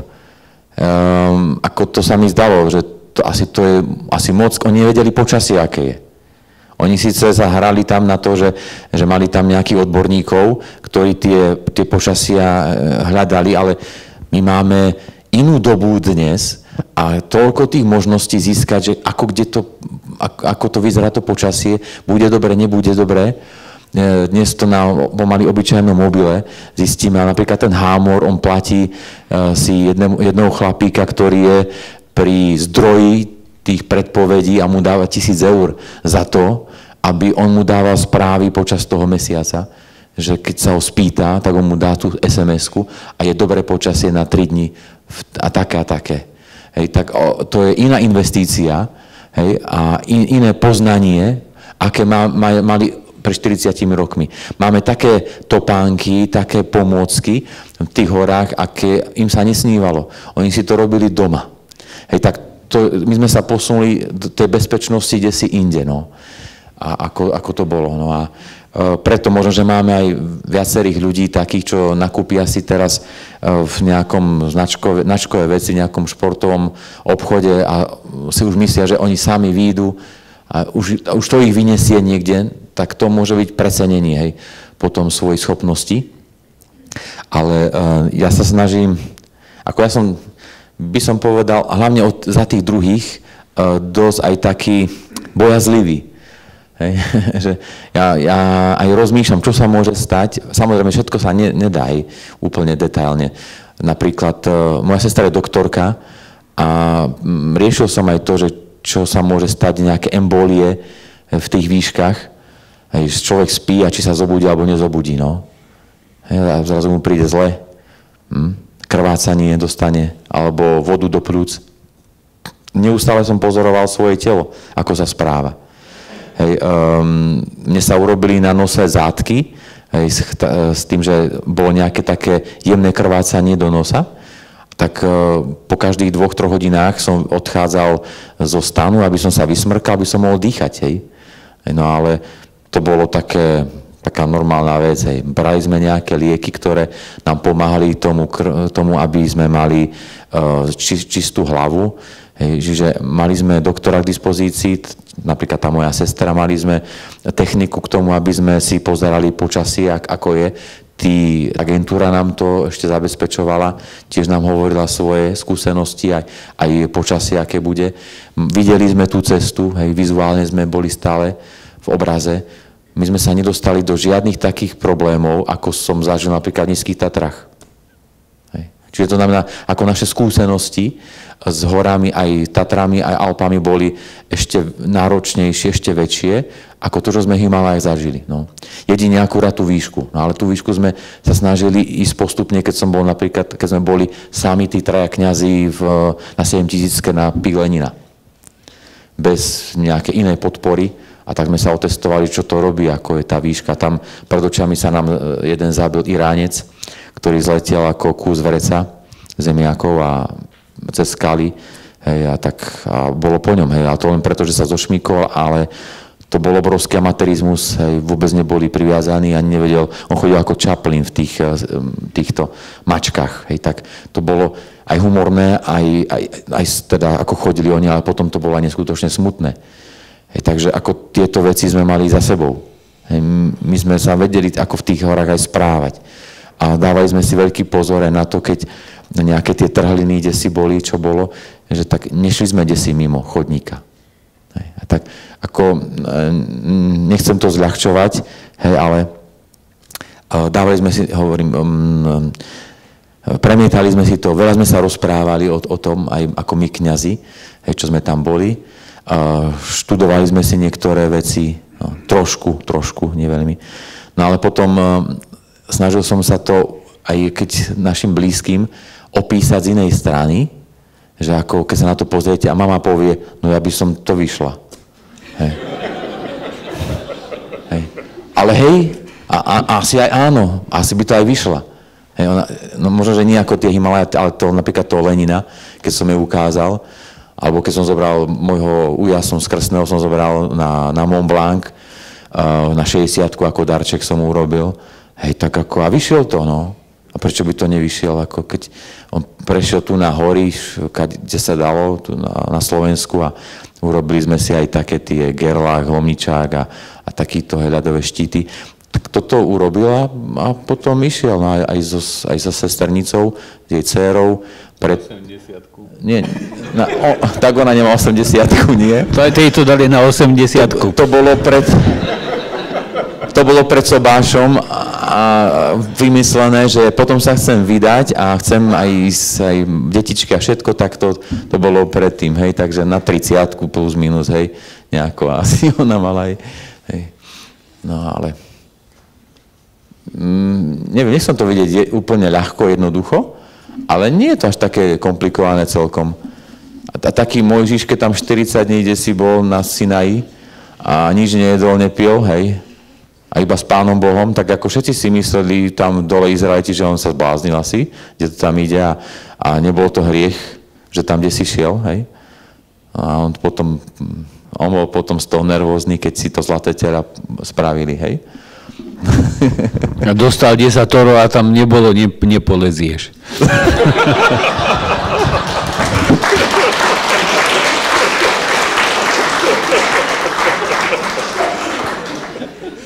Ďakujem.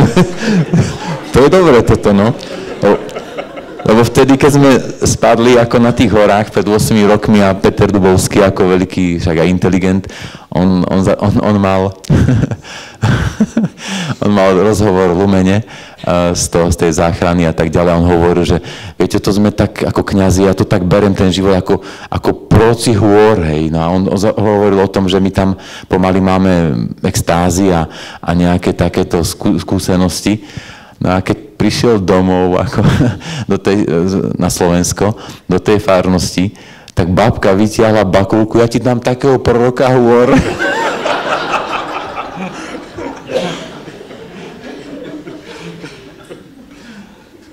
Je to uhol pohľadu aj, no, trošičku. Realita, jeden film som odporúčam si pozrieť, volá sa Výstup. Je to o tiež horách aj, ale je to viac evangelizačný. No a tam práve toto rozprával ten jeden horolezec z tých dvoch, jemu sa zabila manželka na ceste, ju zrazil nejaký šofér. A vždy som hovoril do tej manželke svoje, že oveľa nebezpečnejšie je tu na dole, ako tam hore. Ako ja tam cítim veľkú Božú ochranu. A tu dole samé nebezpečenstvo. A to, že prežijem, to nie je vždy výhra, že som živý, zdravý, ale pokúšanie na každom kroku. Hej.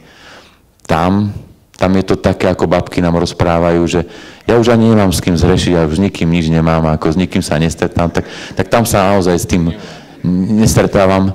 Napríklad naposledy som mal neskutočný zážitok na Poludnici, ďalší sen sa mi splnil, medveďa som stretol. No naživo, hej, len s dýkou v ruke, hej, takou po starom otcovi. Ale medveď mal dýku, či ty? On mal 10 na tých. Bolo to medviedia, hej, také ročné, tak to bolo ešte krajšie.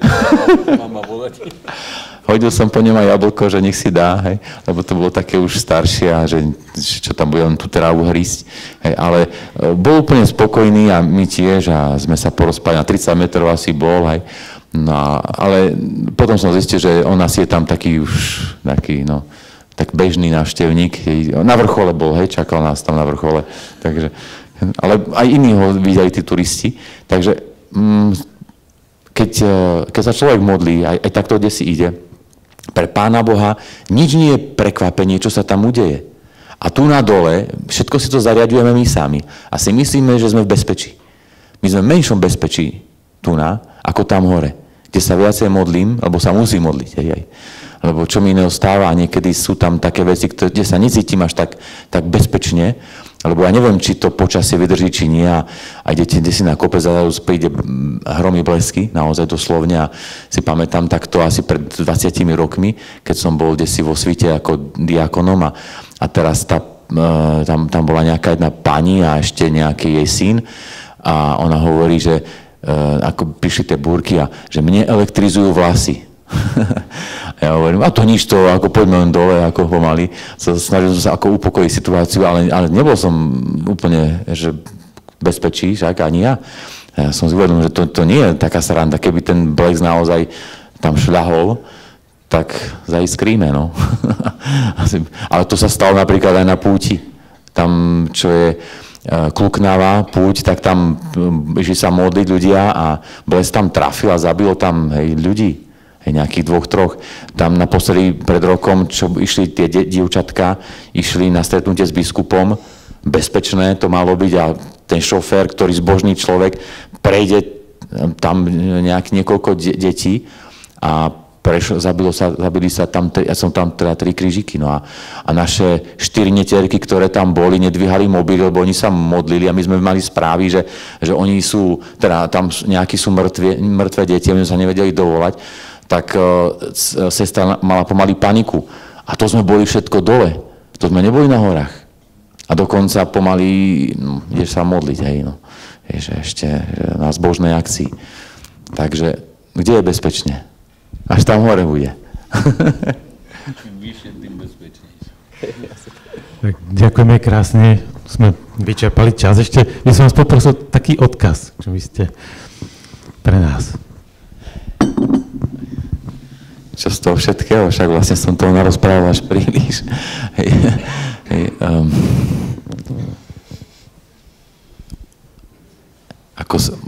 Ďakujem vám, aspoň aby som to napríklad nezabudol, ďakujem vám za vašu trpezlivosť, za vaše otázky, za to, že ste toľky prišli, že ešte aj na kňazoch vás záleží, lebo to nie je vždycky kňaz nejaké lákadlo, keď má prísť, to som zažil aj v Ružomberku, že keď sme mali hostia na univerzitu, tak to kňaza nie, hej, to nepozvali. Ale Mariana sme pozvali a to malo veľký úspech.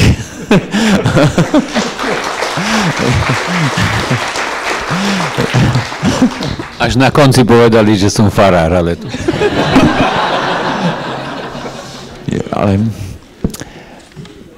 možno aj to, čo aj dnes odznelo, že skúsme žiť v tej Božej prítomnosti, to je neustále pre mňa taká úloha, že keď ten Pán Boh sa dá ľahšie nahmatať na tých horách, tak opustíme niekedy tie naše doliny a niekedy vidíme na tie hory a tie hory môžu byť aj to, že idem do kostola alebo idem do ticha, do nejakej samoty, vypnem tie svoje nejaké prostriedky, všelijaké mediálne a tak, možno aj mobil, aby sme sa stretli s tým, ktorého raz uvidíme s tvárou do tváre a na ktorého sa chceme usmiať a nie sa pozerať na neho ako na toho, ktorý mi bude niečo vyčítať, že som niečo urobil zle a išiel som nejakým zlým kurzom.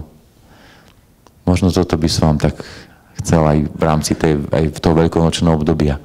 Že Ježiš je živý a ozajstný, nie je nejaký výmysel. Ďakujem.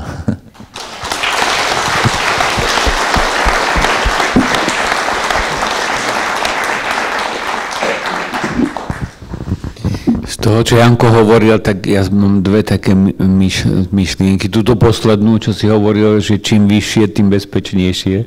Tak to je vlastne taká výzva, že poďme tak stále, neprestaňme rásť a buďme tak stále, smerujme stále vyššie v tom dobrom slova zmysle k Pánu Bohu, nie k tomu nejakému vyvyšovaniu sa nad ľudí.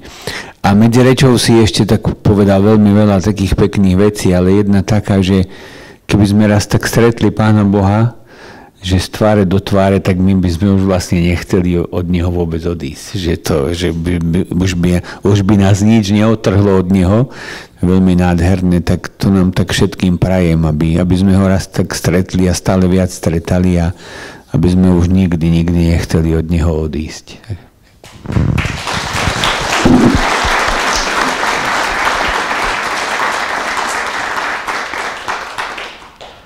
Ja vám ďakujem krásne za krásnu a inšpiratívnu chvíľu. Ja ešte by som chcel vám poďakovať všetkým, ktorí ste prišli, ktorí ste diskutovali, že ste s nami. Mám tu pozvánku ešte pre vás.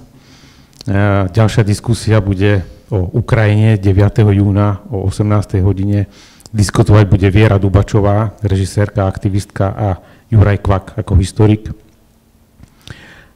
Ak sa vám páčilo a chcete nás podporiť, tak pri východe je taká bednička, kde môžete dať dobrovoľný príspevok a úplne posledná vec, chcem vás poprosiť, som si pripravil pre vás taký darček v podobe krásnej knihy, vás poprosím, ak chcete, tak sa nechajte obdarovať, budem veľmi rád.